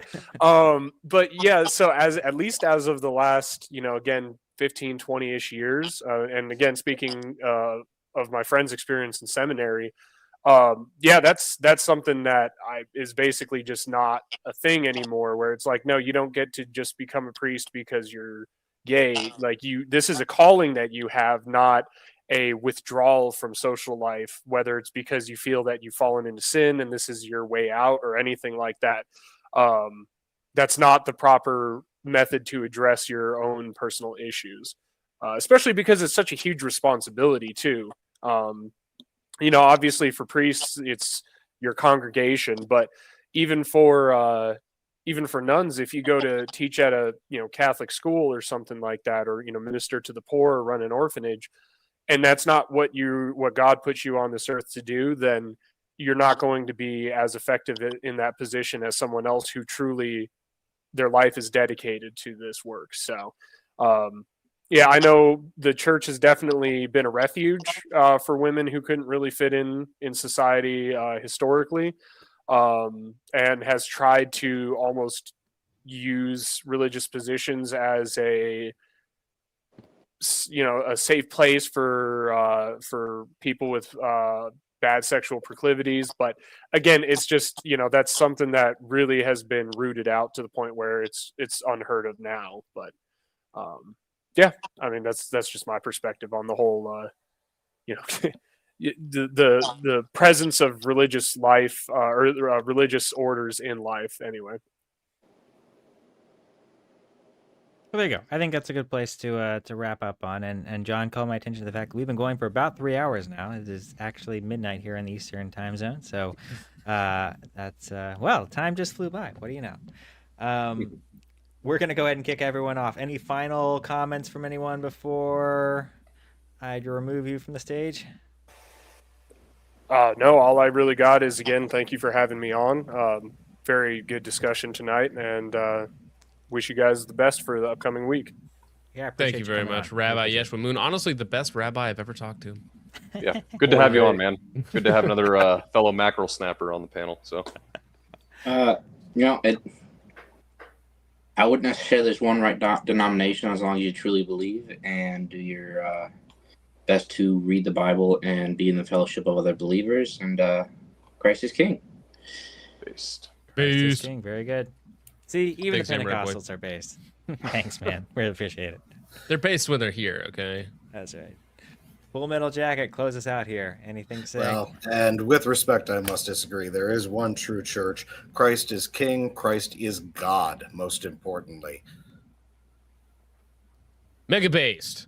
There you go. Appreciate you. Thank you, Full Metal Jacket. You have a wonderful night, and I look forward to seeing you in the comment sections arguing with James in the future. Thank you for your service as well, Full Metal Jacket. Appreciate you, sir. Yep. Christ is king. James is gay. Oh wait, no, sorry. Oh, wait a second. That's not good. And we did get a super chat. Good stream, Cody. gentlemen. We appreciate that, Cody. You should have hopped on, Cody. You could have given us your esoteric opinions on things. Yeah. Missed it. Thanks, Cody. Appreciate it. Well, that was fun. That was a interesting discussion time period there with all the fellow chatters. Have to do that again at some point in the future, I think. Yeah, a little different. Different's good. Absolutely. All right. Well, thank you everyone for being here. Thank you for being here for a full 3 hours. We had pretty good attendance, and we do appreciate you all tuning in. We will be here next week. I might also drop a video in the meantime. I had a very interesting discussion with another Orthodox person, and we covered a range of topics. Not a debate, although there were a couple, certainly many moments of disagreement. But I just really wanted to get a better sense for some of the teachings in the Orthodox Church. And this man, his name is Josh, had a good sense. And it's interesting because he lives in Northern Ireland, and there aren't too many Orthodox churches there. So a real you got to be a committed believer at that point. Anyways, we probably will premiere that. We'll either post it, but I'm leaning towards doing just a premiere maybe Thursday night or something, and maybe we can be active in the chat. It's like a over 2 hour discussion, but for anyone who wants to watch that, stay tuned. And God bless everyone. Christian, John, thanks for being here. Have a good night. Good night, fellas.